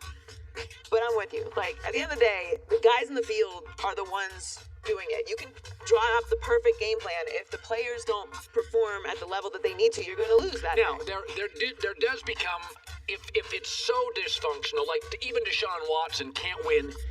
He won a bunch in Houston, but at the end, he couldn't win. And there are quarterbacks that can be great, but I mean, like, Phillip Rivers had years in San Diego 10 years ago. The O-line was so bad. So, I mean, you have to harmonize it. But the quarterbacks are more important than the coach. Even as much as I love Andy Reid, Andy makes the playoffs. He doesn't not only win Super Bowls, but like decimate teams without Mahomes. But I don't think that's a knock. I think on Bill Belichick, I think it's just an obvious fact. But it is a knock that they started leaking stuff that they didn't need Brady. I'm with you. I agree with that. That stuff was nonsense. And that, you know, the game, Joy, that gets out because somebody wants it out. And we know Brady didn't want it out. Of course. New England wanted that out there. We could win with a lot of people. So now I'm dancing on the grave a little. I'm kind of happy for it. Well, we all got to be petty a little bit. Drew Brees hasn't officially retired yet, but the Saints are planning for the future. They brought in Jameis Winston on a one-year deal last season. And even though he's a free agent, Sean Payton is hoping to keep him around. Him along with Taysom Hill, who's in the building. We've said it all along. You know, we're gonna develop and coach those guys, and Jameis is one of those guys that we have a big interest in. Sean Payton anticipates an announcement from Drew Brees in the next week or week and a half. Well, it makes sense that he would want to wait until after the Super Bowl to announce that he's retiring. I don't know what the Saints are going to do moving forward. You know what's funny? I am already putting, because I've made a commitment. I did pretty well on my predictions this year. I went 7 for 7 in the AFC. Mm-hmm. So every team I predicted would make the playoffs in the AFC, I went 7 for 7. Yes, I did predict the Steelers would be the last in, but I got that wrong, but they got in. Right. NFC, I was about 50-50, but I'm already kind of... Here's 3 things or 4 things I know to be true already with my predictions. The Eagles will be in last because of their coaching hire and their quarterback mess. The Houston Texans will be in last because of their coaching hire. Detroit will be in there last because they're rebuilding and their coaching hire. So those 3 I can say right now. Detroit's last, Philly's last, Houston's last. And Tampa Bay will win this division next year, the NFC South, because they may go in with a dual quarterback situation, and Atlanta and Carolina just don't have the rosters to compete against Tom Brady's second year with this. So I got my 4 predictions down, 3 last place and a first place. I think you're right. Again, I don't hate the way that the Saints approached this season. You knew this was going to be Drew Brees' last season. Go all in. They're in cap hell right now, and obviously they're not entirely sure what they're going to do with Jameis Winston and Taysom Hill. And they obviously, to Sean's point, they have Taysom Hill in the building. They want to see if they can keep Jameis around, but you have to go all in when you have these windows. Like, obviously it didn't turn out the way that they wanted it to, but like, go all in when you can. Be aggressive, and then, you know, I have faith that Sean Payton and the Saints, a very functional organization, will figure out a way to get back here. They just have to figure out the quarterback of the future. They're not going to be bad. They're just not going to be great. Yes. Yeah. Joy with the news. Well, that's the news. And thanks for stopping by. The Herd Line News. We were talking about, and Nick Wright struggles to say anything nice about Brady. He just loves Mahomes. He's from Kansas City. And so when you get these moments where Nick has to acknowledge that Brady's pretty good. And yesterday, he was talking about Brady, and he talked about Tom's commitment to the craft of quarterbacking. The guys we have seen play the longest, we have seen them start to dabble in other things. Brady doesn't. Brady's got the TB12 stuff, which is part of him playing so long, and does not seem to have any outside interests, which I think is what allows him to stay this dedicated and this sharp. And it's one of the most remarkable things about him, I think. Seth Wickersham, writing an article about Brady, said, Brady has told us over the years he tries his best to live in the present. He learned that years ago when he watched a documentary called Jiro Dreams of Sushi. It was a film about an 85-year-old cook dedicated, it's very good by the way, to improving his craft regardless of age. Says Tom, it smacked me in the face as a reaffirmation. Just be in the moment. What's better than what you're doing now? Nothing. It's a good way to live your life. Dedicated to living in the moment. There's a word for that. I think they call that... Present?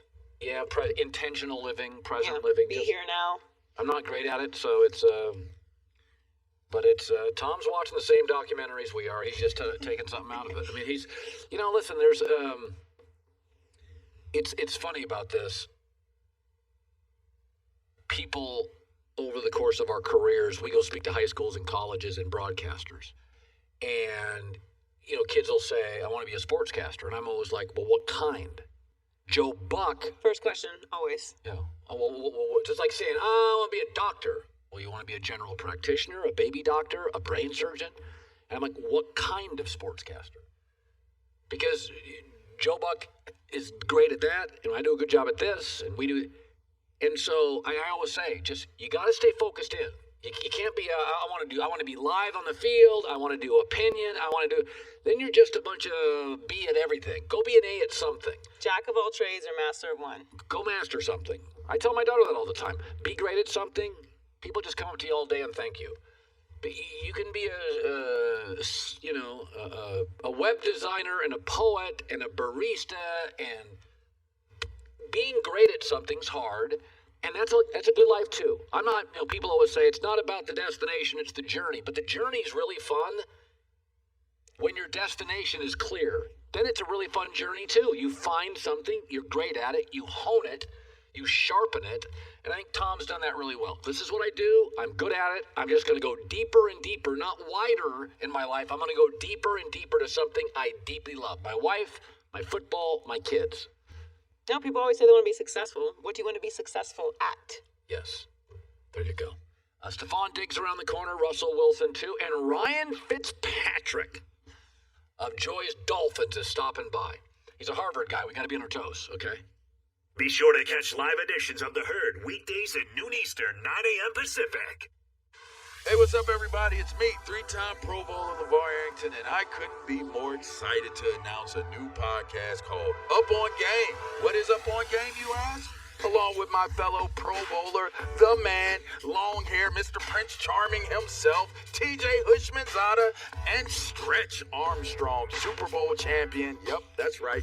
Plexico Burris. Did you hear that? LeVar Arrington, TJ Hushmanzada, Plexico Burris, all on one show? Sheesh. You can only name a show with that type of talent on it. Up On Game. We're going to be sharing our real-life experiences, our real-life stories, people, loaded with teachable moments. That's the key. This show will break the mold and create a new way of thinking about athletes and sports topics.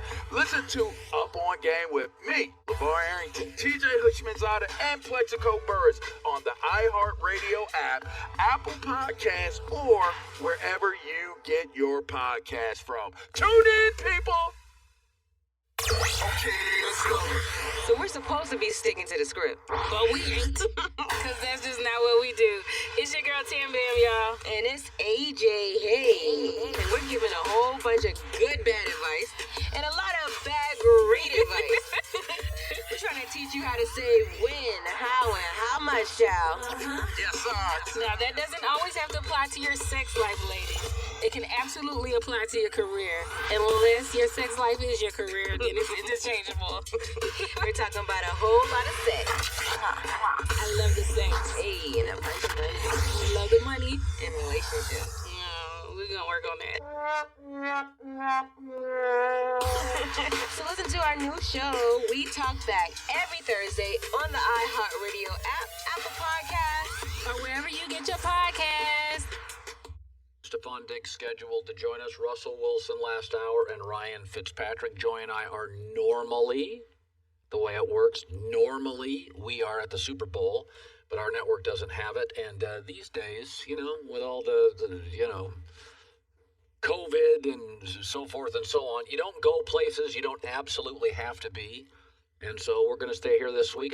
We're still getting all the guests. We just don't have to be hanging out on rooftop decks and getting potentially sick. And yeah, it was a different experience, I think, last year in Miami than it will be in Tampa this year. So it was funny.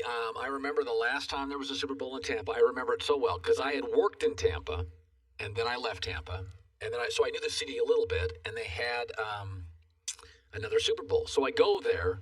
It was the most fun I've ever had because I knew all the restaurants. Right. And then the Eagles were in town. So I was hanging out one night at the Marriott. That was my hotel. I was down as customary at the bar. And there was just a bunch of fun people there from Tampa. And they're like, hey, the Eagles are right next door to Arena. And I was like, all right. So we walked out the Marriott, walked down to watch the Eagles. And they went 20 straight songs, and I sang to all of them. The Eagles were one of those bands, they've been around so long. And I remember turning to one of the people I was with, and I'm like, they don't have any bad songs. We got like 20 songs in a row. Even the Beatles, after like 16, you're like, okay, I didn't like that one so much. And I just remember having so much fun. That Tampa had a way. Tampa's like, Miami is flashy. Tampa's a little old. But it's a good Super Bowl site. Very good Super Bowl site. Stefon Diggs is joining us now live. I'm told the Pro Bowl receiver for the Buffalo Bills joining us. Brought to you by Old Spice Dynasty. So you had the most receiving yards, Stefon, by any player in the history of the league on a new team, which is insane.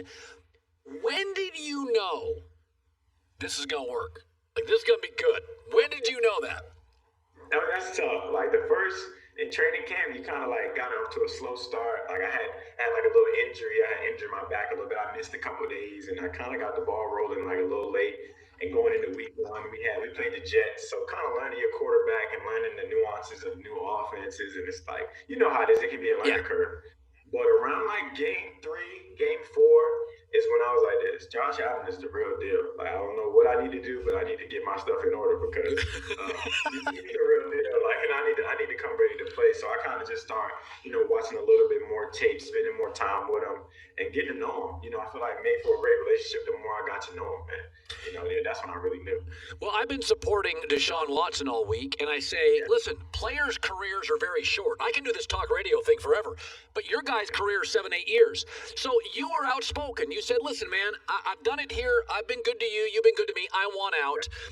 When you were going through that, the fans are probably beating up on you. Stefon, you're the worst guy.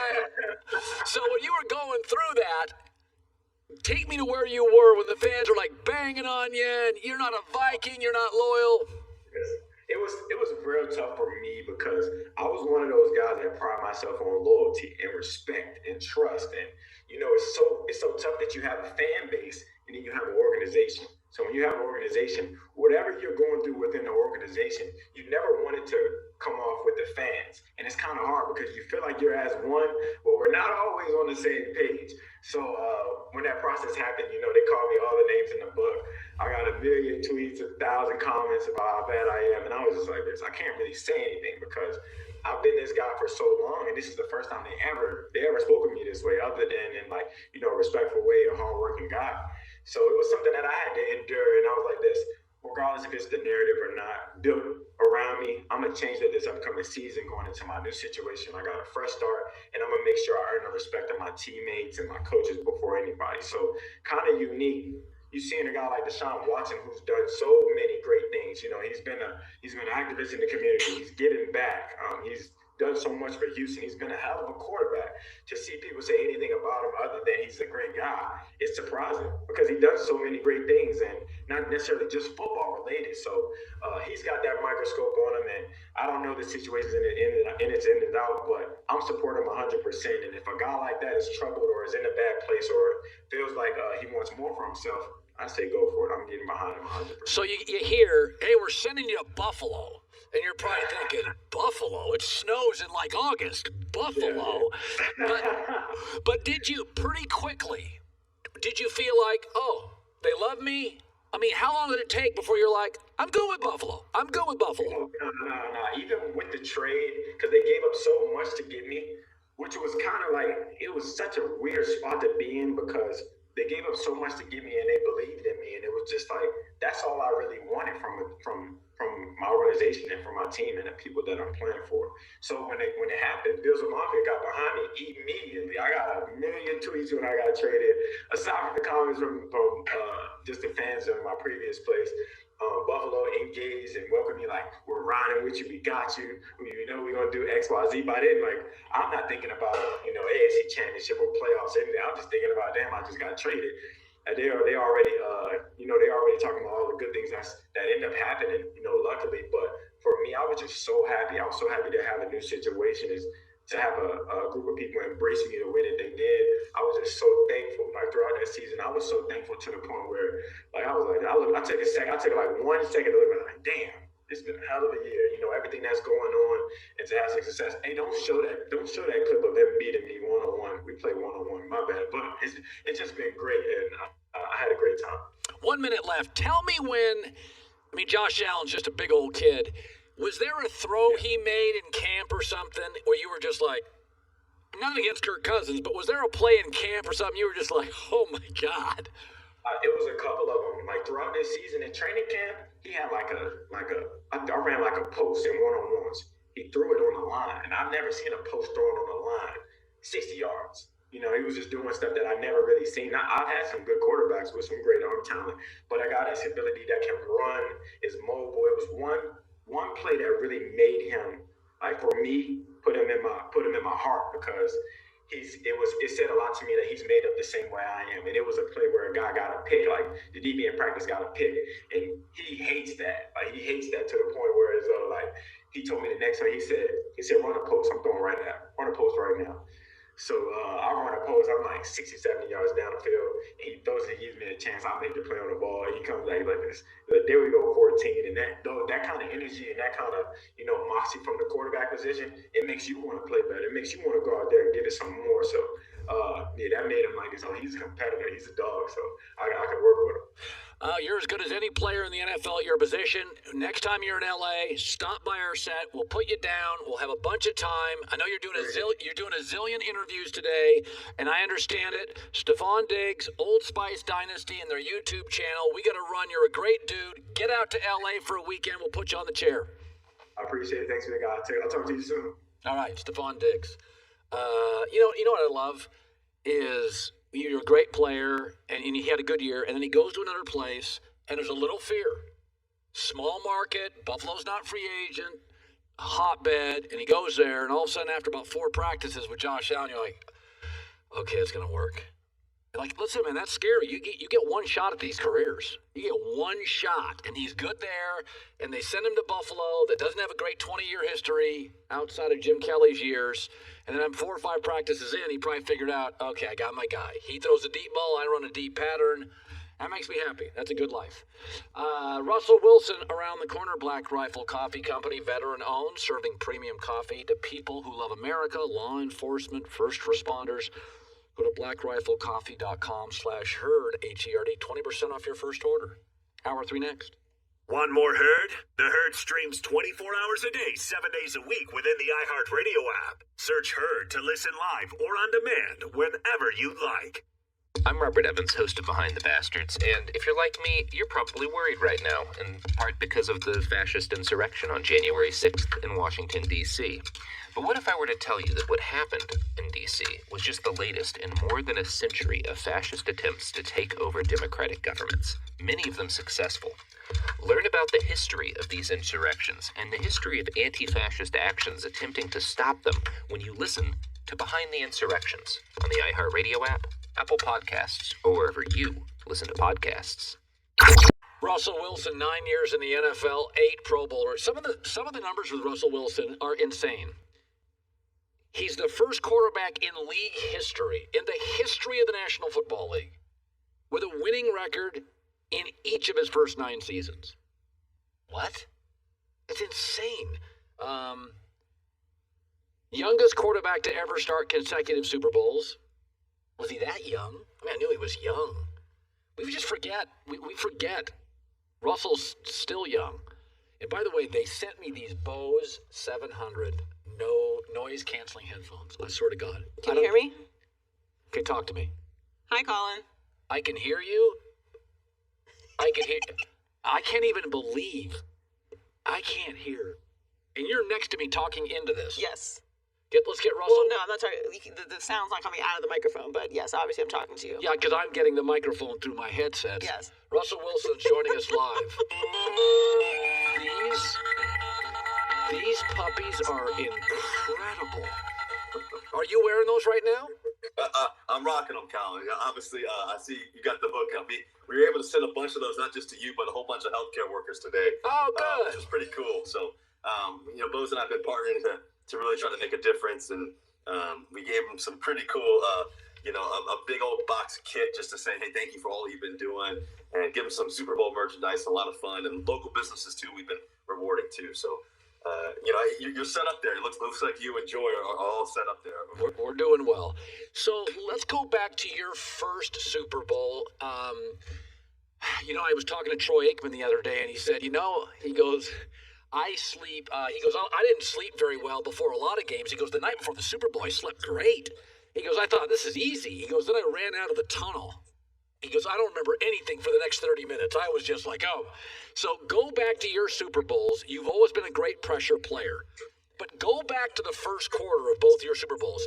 Is it different, Russell? Are there more nerves than usual?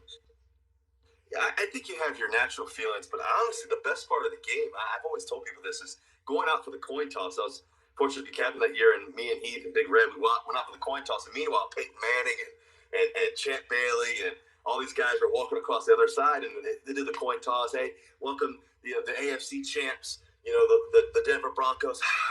Welcome the Seattle Seahawks. It's a lot louder, obviously, than the Seahawks. And then fast forward, you put this. The ref gives the coin toss. He gives the coin toss to Joe Namath, and he's going to do the coin toss. And we've got cool Joe here to do the coin toss. And sure enough, he flips the coin. But I haven't said heads or tails yet. So that kind of calmed my nerves. And Joe leans in and goes, "Hey, Wilson, I always had a quick release." And so I knew it was going to be a good night that night, just from the jump. Yeah, that by the way, that game was over rather quickly, and you were sensational. So it's funny because you face Manning and then you face Brady, and when you face Tom. Did Pete Carroll talk a lot that week about, okay, the game's not going to be over. Tom's a legend in the second half. Did it feel different facing Brady? I mean, you're on the other sideline of the greatest quarterback ever. Was that in your head? Did you think about it? No, I think going up against Peyton, how well our defense played the year before, that was amazing, obviously, and we were able to win that game in such great fashion. I think, playing this game, the second time we went to the Super Bowl, we were actually up, I think, by 14 or so. Yeah. Late in the game, but our guys our defensive guys, we had a few guys go down and get injured. So that, and he just made his plays. They made our plays, and then unfortunately, we didn't make that last play at the end, but we had our chances throughout the game. And so, it's football; it's part of the game, And so, I think that obviously going against Tom and to see him what he's doing, obviously. I think it's 10th Super Bowl, and him leaving the Patriots, being in Tampa, would be with Bruce Arians and all the weapons he has around him, how the guys are doing for him, and the defense, and how great the defense is. But obviously, Tom is, arguably the greatest quarterback of all time, and so it's going to be a great matchup to see this game for sure. Joy and I have said this before. LeBron and Brady are the most committed athletes we've ever seen, and Joy and I have said you're in that class now. The money you spend on your body. And people could look at Brady, LeBron, and you and think, gosh, Russell has no fun. He's just doing sit-ups and drinking water all day, and it's committed. How do you balance, Russell, being committed and then having a big life and a husband and father? Because you are one of those rare, you're spending 7 figures a year on your body, on the quarterbacking. is it a tough balance? Well, I think that the huge part of it is it's got to be a lifestyle. You know, this life is you got to be. It's got to be a lifestyle. You got to be fully committed to it every day. You study habits, the way you work, the way you prepare. Everything else. Obviously, I have a whole performance team and everything else, but really also what goes into it is the mindset. I'm a big believer in the mindset. If you guys ask guys like Tom, LeBron, those guys, myself, it's about the mindset too, and it's preparing and investing in that part of it too as well. So that's been a big part of it for my career. To really sustain success, and how do you do it year in and year out? And then ultimately I want to play another 10, 15 years. So I've been thinking about that daily, every day, and you have a whole plan for that. And so for me, it's the obsession with winning. It's the obsession with the process. You got to love the process more than the end result, and you got to be able to focus on championships and winning championships. And so all of that together is something that I've been really passionate about and really care about every day. And to be honest with you, you got to sit up in the front of the room and take notes. You got to keep highlighting. You got to keep studying. You got to keep learning. Yeah. And I think that's something that I've always dedicated my game to. I said it this year, and listen, I'm from the Northwest, and so a lot of my friends, my family are Seahawk fans, and I said I did feel at the end of this year that the offense was predictable, and I thought it needed to change, and I thought you're not giving Russell the support he needs. And I said that, and DK Metcalf came out about a week ago and said, listen, man, people they figured us out. You always keep your head high. You're never negative. That's not your jam. That's not who you are. But was there a point this year, Russell, in the middle of it, where you felt like we got a lot of good players here? We're not challenging ourselves. We're not challenging others. Did you ever feel that? Well, I think the thing for us was, we had such an electric, amazing start at the beginning of the year. I mean, we were able to do everything. We went forward every game, every play, every possession, everything else. We had some bumps in the road. I could have played better. I should have played better. I can do my part too, obviously as well. And I think what happened though is that we had several guys go down up front. We didn't have our starters necessarily and everything else, but also as our defense continued to play better, that's time for us to really take off and to keep going and to keep preparing at the highest level. And so that's something that we really wanted to be able to do throughout the rest of the season. Unfortunately, we didn't go for it as much. I don't think. I think we got a little bit passive, and we got to make sure that never happens again. We got to make sure that we do everything we can to, like I said, to be playing this Sunday. I mean, that's what it takes. We got great players, and we got our best players. We've got to let it go and go forward and everything else. And I think on offense, we didn't adjust, great throughout those tough. We had a couple games where we could have adjusted better. That was last year, and I think that ultimately, this offseason is really about, how can I be the best version of myself and across the board. And I think ultimately, like I said, my mindset's, we should be playing today, and so, or I should say this weekend. And so I think that's really what matters most to me when I wake up every day, every morning, you have that itch. So when you've been in a couple of Super Bowls, you've played in Rose Bowls and big games and all that stuff, but when you're in a Super Bowl, every play is just bigger. It's going to frame your legacy. That's the reality of it.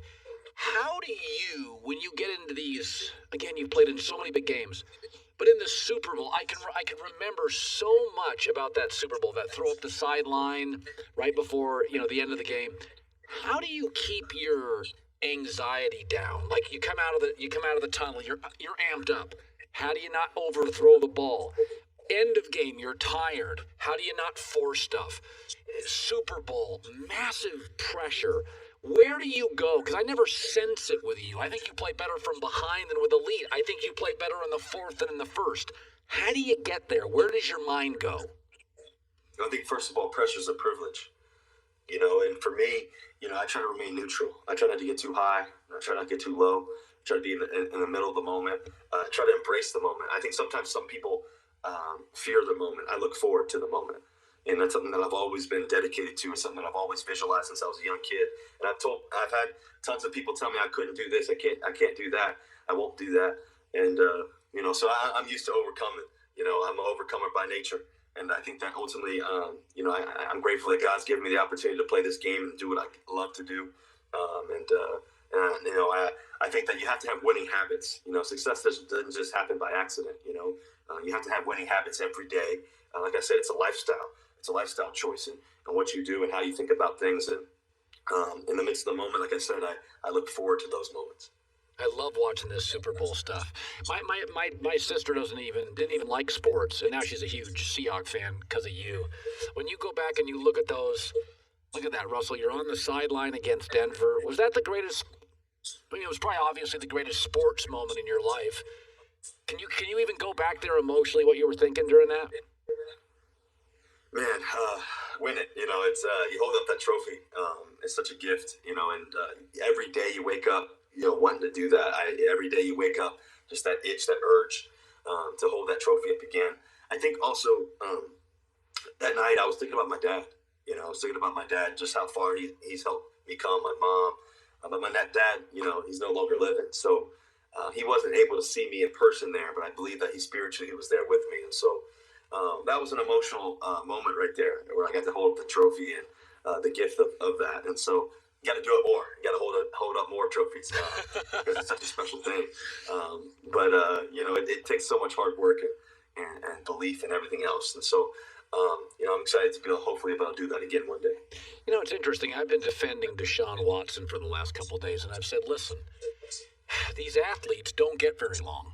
And so Matt Stafford, he kept quiet and didn't talk about it, but for 10 years he lost a bunch of games, and Andrew Luck didn't fire back, and he got so physically beat up, he had to retire. And so I've said with Deshaun Watson, if you believe you don't have support, you should say something. You should just say, hey, you're lucky you've had a very good coach, and you're always a team guy. But now, Russell, you are the franchise. Do you feel sometimes now going forward, your next 7-8 years, that there's going to be moments you're going to have to confront the GM or confront the coach and say, guys, this doesn't sit well with me.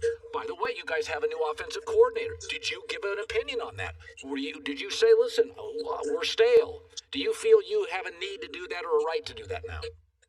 Well, I think on the offensive coordinator front, Coach Carroll's decision. He makes that decision and everything else in terms of Shoddy. I think Shoddy's been a great coach. He's now in Jacksonville and everything else. And I really enjoyed my time with Schottenheimer and who he was and the coach that he was. But in terms of the next offensive coordinator and us deciding on Shane, I was very adamant that we needed to have a mixture of all the different things that we can do, and we want our offense to continue to progress, continue to grow, and continue to challenge and everything else. And so I think Shane definitely brings that to the table. Hopefully he can really help us with that. I've had some great dialogue with him over this past several days. I just got off the phone with him, earlier too as well. And so I think that's really important throughout this journey. I think for the next 10 plus years of my career, my mindset's on one thing. That's winning more championships. And so it's such a critical thing that, like he's mentioned, the legacy of it all and how you want to lead this game. I think is really important too. And I'm obsessed with the process, and I'm obsessed with the winning part of it all too. And hopefully we're able to do that. All right, Bose headphones, use them. The 700s, they're great for conference calls, video chats. First of all, I don't look good in hats, and I don't look good in headphones. So do not judge them how I look. Judge them how Russell Wilson looks, which is stellar. They just gave a bunch to healthcare workers. You're a credit to the game, my man. I love talking to you, Russell. Thank you. No, it's always a pleasure, man. Grateful for you. And keep going, man. I'll talk to you soon. All right, Russell Wilson. Go Hawks. That's right. My sister didn't even care about sports until Russell Wilson. And now during the game, she'll send me blue and green hearts. Or she'll send me the emoji of people biting their fingers. Yeah. She's always like, I don't like sports when it's like this. Why can't they win early? I'm not interested in trailing. She wants all blowouts. Oh, I get all these little emojis during the game. Be sure to catch live editions of The Herd weekdays at noon Eastern, 9 a.m. Pacific on Fox Sports Radio, FS1, and the iHeartRadio app. Hi, it's Laverne Cox, and on my new podcast, The Laverne Cox Show, we're ripping the Band-Aid off trauma resilience, dating, diet culture, dating, white supremacy, dating. Okay, I'm not gonna get explicit, but just because you cute, I'm not going to. I know what you were gonna say. Yes, girl, that's in there. And honey, we have a lot of fun along the way. You have a lot of lesbian fans who love your femininity and glamour, and they just really, really want you. And I want us to talk openly about the difficult things we all face as humans, and as humans in America. racist white people in the United States will sign their own death certificates. They will vote for policies that crush them, no safety nets, no health care, because they feel too much like entitlements, and those are folks of color, right? Listen to the Laverne Cox Show on the iHeartRadio app, Apple Podcasts, or wherever you get your podcasts. Make sure you subscribe and share. America, are you listening? Emmy award-winning host and journalist Carlos Watson. It may not feel like it, but we've been here before, and it's up to us to lead the way. Resetting America, the Carlos Watson Show. The LA Times says this is what true discussions should look like. If we're gonna do bold things, we've gotta have bold conversations. Good Morning America says this show is changing the conversation. If we're ever gonna reset America, the time is now. Subscribe to the Carlos Watson Show on the iHeartRadio app or wherever you listen to podcasts. Joy Taylor with the news. No. Turn on the news. This is the Herdline News. Well, Tom Brady is no stranger to conference championship wins, but many of his Bucs teammates are. And Levante David shared Brady's reaction to some guys in the locker room who were showing their emotions about finally getting to their first Super Bowl. When I realized that it was real, when I realized that, like, all the other stuff don't really matter unless it's a Super Bowl. It's like after we won the NFC Championship, you know me, I'm all happy. My first front, I'm geeked up. And then, like, I guess somebody was crying, and I guess, like, I heard him. It's like, what the you crying for? We not done yet. I mean, Tom, like, this is your 10th. Have a little grace. This is a lot of guys' first time going to the game. You can be excited about it. It's great. It's funny. It's a funny story because you can literally visualize him doing this, and because he's been to 10, he knows, like, you know, don't get too high caught up on this. But you gotta, you know, what did you say earlier? You gotta live in the moment. You know, you gotta appreciate everything as it's happening. Joy, I can't believe they won at Lambeau. I know. I'm still. It's still kind of washing over me that they're here. I did not. Didn't you say that? Didn't you pick them for the Super Bowl at some point this year? I think you did. Well, I said wild card team. They're going to get really good at the end of the year. I said defense will lead them early. Offense will take over late. And I thought they were going to be a wild card team, maybe win one playoff game, but I did not think they were going to the Super Bowl. I thought Seattle. I said this about week 12. I said, "Oh, Seattle's healthy. Watch out." Right. And they got worse. So, I mean, like, the two things in the NFC, I thought Green Bay was going to beat Tampa. I bet some money on that. I lost money on that. It's my biggest loss of the year as a game. Wasn't a fortune, but I loved Green Bay. And my second thing is I thought Seattle, once the running backs got healthy, I was like, is over. They're going to roll. And they got worse. They got very predictable and very static and very boring off it. Pete went too much into the run. And so the AFC, not a lot of surprises. The NFC has just been unwrapping a different present every weekend. Well, I just thought they would need another year. Yeah, that's reasonable. Right. That's the way it works. Normally, unless it's Tom Brady. So the Chiefs hit a home run with their selection of Patrick Mahomes in 2017, and Sean Payton said the Saints were also very interested in getting him after their pre-draft visit to Texas Tech. Like, just blown away, impressed. I know I made the comment that that's the best quarterback, that's the best college quarterback I've ever evaluated. We were picking 11, Andy went to 10, and as soon as that trade took place, we knew that was for Mahomes, and we were staring at Lattimore and Mahomes, so those were two good scenarios, but he's fun to watch and certainly tough to defend. God. I love those stories because it's always wild to imagine if the Chiefs hadn't done that. And now Patrick Mahomes is with the Saints. He sits a year right behind Drew Brees. But, like, that was a couple years ago. Drew Brees keeps playing. Like, what happens with Drew Brees? Do we ever even see Patrick Mahomes? Think of this. Think about how legacy's changed. What if Andy Reid doesn't move up? Sean Payton gets him, and Sean reels out 4 Super Bowls with the one he has. Then we're talking about Sean Payton, maybe the best coach ever. Like, I mean, seriously, legacies, it's all in, when it comes to coaches, maybe not players, but when it comes to coaches, boy, it really comes down to these moments. You need the right general manager. Andy Reid told us the story. Brett Veach came to him a year earlier and said, You're not going to believe this kid down in Lubbock, Texas. And Andy looked at him and went, holy moly. And then he'd come to him every 6 weeks. I got more tape on this kid. You've got to see. And Andy's like, Bruce, you're obsessing. Brett, you're obsessing.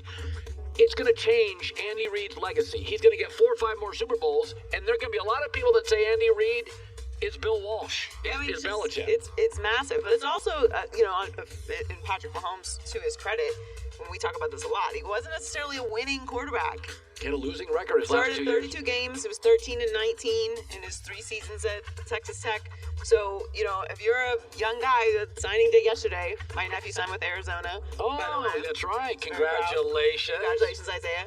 But, these kids are going all over the country, and they're starting their careers. Listen, everybody develops late, too. Think about this. Stefon Diggs. Aaron Jones. Stefon Diggs, 5th round. Yeah. Aaron Jones, 5th round. I hate the word normal. I used to use it all the time. I never use the word normal anymore, because every time an adult uses the word normal, there's a child, a little girl or a little boy who thinks, oh, I don't fit. Yeah. It's like, don't listen to anybody. The paths are all, the best receiver in the NFL, Stefon Diggs, 5th rounder. Devontae Adams went to Fresno State. I mean, it's the reality is everybody's got a different path, and Andy Reid grinds for 40 years, and then thanks to a GM gets Patrick Mahomes, and the best 7 to 10 years of his life will be the last decade of his life. Well, it's just what Russell said. Pressure is a privilege. You earn the right to be in those big moments and make those big decisions, and Andy Reid and the Chiefs made the right one. I love that quote. God, that's a great quote. That's a good shirt. Pressure's a privilege. I'm going to get that shirt. The other shirt I have is, nobody cares, work harder. Yes, you love that. I love that. Who said that? I have it too. Oh, he said his shirts too. I can't remember his name. We'll give him a shout. Work harder, nobody cares. Lamar Jackson was wearing it, which is why we... That's my favorite. My new one is Pressure's a Privilege. I'm just going to wear T-shirts with slogans from this point forward, my whole career. Enjoy the news. Well, that's the news. And thanks for stopping by. The Herd Live Hey, Ryan Fitzpatrick of the Dolphins. We're going to try to squeeze him in next. He'll be coming up. Be sure to catch live editions of The Herd weekdays at noon Eastern, 9 a.m. Pacific. Lancaster, South Carolina is in the middle of not much. But growing up nearby, I knew it as the hometown of a black man named Jim Duncan, who became a Super Bowl hero. Duncan up to the 15, 20. Now, my new podcast, Return Man, I'll discover that his death still makes no sense at all. The story was that my brother went into the police station, took a gun off a police officer, and shot himself in the head. Most people don't believe that. For the past 3 years at the Rock Hill Herald, I've looked back at a story that's timelier than ever. Have you got some time to talk? It involves race, the mental state of the person, and a town that was scared to death to say anything. Listen to Return Man on the iHeartRadio app, Apple Podcasts, or wherever you get your podcasts. If you took away the date and time, could you imagine that happening today? Yes, you can. From iHeartRadio and Doghouse Pictures, this is Fight Night. They thought he had robbed the deadliest man in this country. Guys who would not hesitate to blow your head off. This story from Atlanta, Georgia, has been reported for 50 years. But now, for the first time, you're going to hear what really happened from the people who lived it. Binge all the episodes now on the iHeartRadio app, Apple Podcasts, or wherever you get your podcasts. Terry Bradshaw is giving away another $250,000 in the Super 6 Super Bowl contest this weekend. Download the free Fox Super 6 app and make your picks for your chance to win. All you need to do is pick 6 outcomes in the Super Bowl. One of the questions is, how many completions will Tom Brady and Mahomes combine for? Colin, what do you think? 60-30 each. Big wild scoring nonsense. It'll be crazy. Ryan Fitzpatrick, Dolphin quarterback, joining us live for Mountain Dew. He has started for 8 different teams. No quarterback in league history has ever done that. By the way, in full disclosure, when Miami came to you this year and said, listen, we're starting Tua, and you came out and it hurt. I could tell it hurt. And I said, God, Ryan Fitzpatrick's got to know better. And it was interesting. I got a lot of negative feedback. People are like, Coward, you're a jerk. He's a human being. And I'm like, yeah, maybe I am a jerk. It really did hurt you. It bothered you. And even though you're well-traveled, let's go back to that. You were pretty magical this year for them. And you shared, listen, you felt injured. Is that fair to say? Well, I mean, I know better than anybody the situation I was in. I said it early on in training camp. I was the placeholder until they thought Tua was ready to go, and that didn't make it any less hurtful when it happened. Right. And I want to be out there. I'm a competitor, and as I got older in this league, I'm able to say what I feel a little bit more, and that's how I felt. And I didn't try to take anything away from Tua or the team, and I accepted the role that they gave me and tried to thrive in the role as his backup. And doesn't mean it didn't hurt not to be out there. By the way, you're one of the better athletes in the NFL at quarterback, which cracks me up because everybody's like, oh, he's Harvard guy. And I'm like, no, you're one of the 5 or 6 great athletes that play quarterback. Do you still think sometimes guys underestimate how good you are running with a football? Without a doubt. I mean, you see a 38-year-old with a dad bod back there. They don't even give me a chance. Make 1 or 2 runs during a game. It is. You really are. You're a hell of a runner with a football, and you're tough. You take a lot of shots. First of all, it is a weird relationship, you and Tua. I like it. I get it. He's lucky to have you. But like right now, you're going to go into camp. You're going to battle. Has there ever been kind of a weird moment with Tua, ever? Not really. I mean, part of it is the age difference. I'm like old enough to be his grandpa, pretty much. Yeah. So it always has been the student and the teacher, and he's done a great job of being willing to ask those questions. And, I probably do too good of a job of offering advice. He doesn't need to listen to all of it. But, there's no ego between either of us, and it really was a good relationship. He came in willing to learn and worked his butt off, and that's pretty much all he needed from me, to watch him work as hard as he did.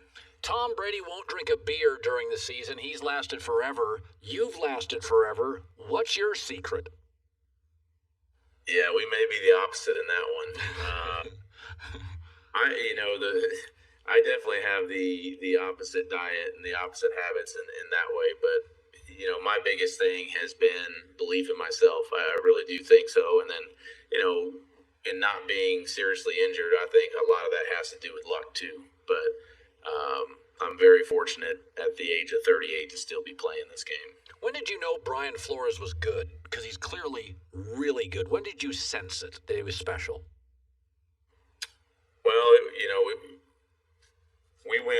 we started the year, I think, getting outscored his first season in those first 4 games by over 100 points or maybe even 140 points. And we got to 0-7.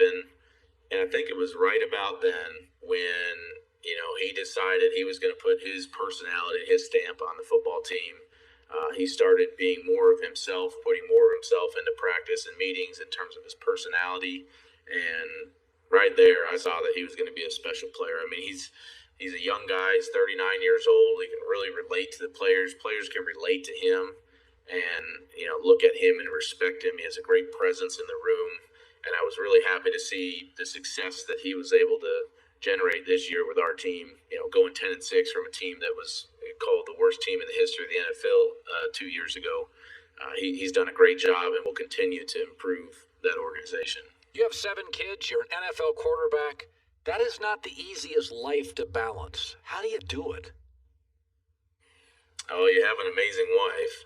I think that's one of the biggest things. And, this year wasn't without challenges from anybody in any walk of life. And for us, having my family lives in Tampa, so having a COVID test in Miami every day, I didn't really get to see them as much as I would have liked. So huge burden on her, but she did it with a smile on her face every day, so that helps me out a lot. You love football. I can tell you love. I always say you look like if there was people were playing football on Thanksgiving in a family, you'd be the one guy in the family. You're like, yeah. Ryan was always a great athlete. He was so smart. He went to a good, but he could have played. Well, I watch you play. I see joy. I mean, literally, you love football. How long? Where's it come from, and how long are you going to play? I mean, physically, I feel great. I don't think that's going to be the thing that holds me back. I think with my oldest entering high school and, different responsibilities on that end, we'll see how that goes. But I think you're right. I mean, and I'm glad that shows when I play the game. I truly love being out there with my teammates.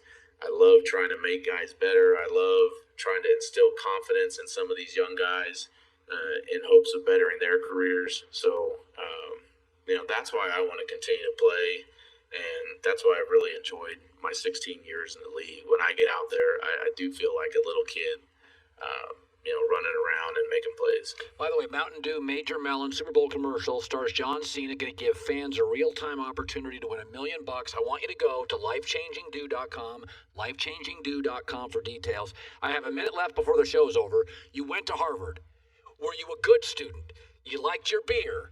Were you a party? What kind of Harvard student were you? I would say I was a decent student, but I also enjoyed college, which I would recommend to anybody. Do your best, but make sure that you enjoy those 4 years. Yeah, I did too. By the way, I was a decent student. It's just I went to Eastern Washington University. You went to Harvard. That was my only scholarship offer, Eastern Washington. My only scholarship offer coming out of high school. Tim Rosenbaugh. I know him. Yeah. The hell? It's amazing. I literally, my mind just got blown. You should have gone there, by the way. It's the Harvard of the Palouse, Eastern Washington University. I took a recruiting trip there. Yeah, not much. Yeah, not much, by the way. Ryan Fitzpatrick, absolute pleasure. Good luck to you. Credit to the game. Thank you. Mountain Dew. Want more Herd? The Herd streams 24 hours a day, 7 days a week within the iHeartRadio app. Search Herd to listen live or on demand whenever you like. Do you love a good story? Fantastic, because each episode of Storytime features some of your favorite creators from YouTube, TikTok, Reddit, and beyond, sharing their most hilarious, horrifying, and cringe-inducing stories. Now, peeking in, I realize that she is talking to the dollhouse. Every week, I, your host, Will McFadden, deliver a hot, fresh, tasty tale directly to your earbuds. And you don't even have to tip me. Listen to Storytime on February 10th on the iHeartRadio app, Apple Podcasts, or wherever you get your podcasts. Hey y'all, what's up? It's Jess Hilarious, and I'm just making sure y'all know that I got a podcast called Carefully Reckless on the Black Effect Network. I'm gonna be telling y'all all my business and telling y'all other people's business too. There ain't no limits to the things I talk about. Y'all know that if y'all know me. From baby mama dramas to healthy relationships, from child support to stimulus checks. Look, when you take a step back and you realize that we all go through crazy stuff and we got stories to tell, those situations do not define you. But they do make for a real good conversation.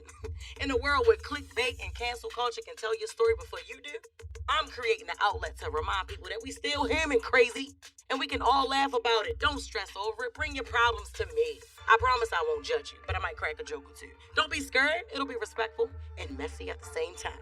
Just make sure you tune in. Listen to Carefully Reckless every Wednesday on the iHeartRadio app, Apple Podcasts, or wherever you get your podcasts.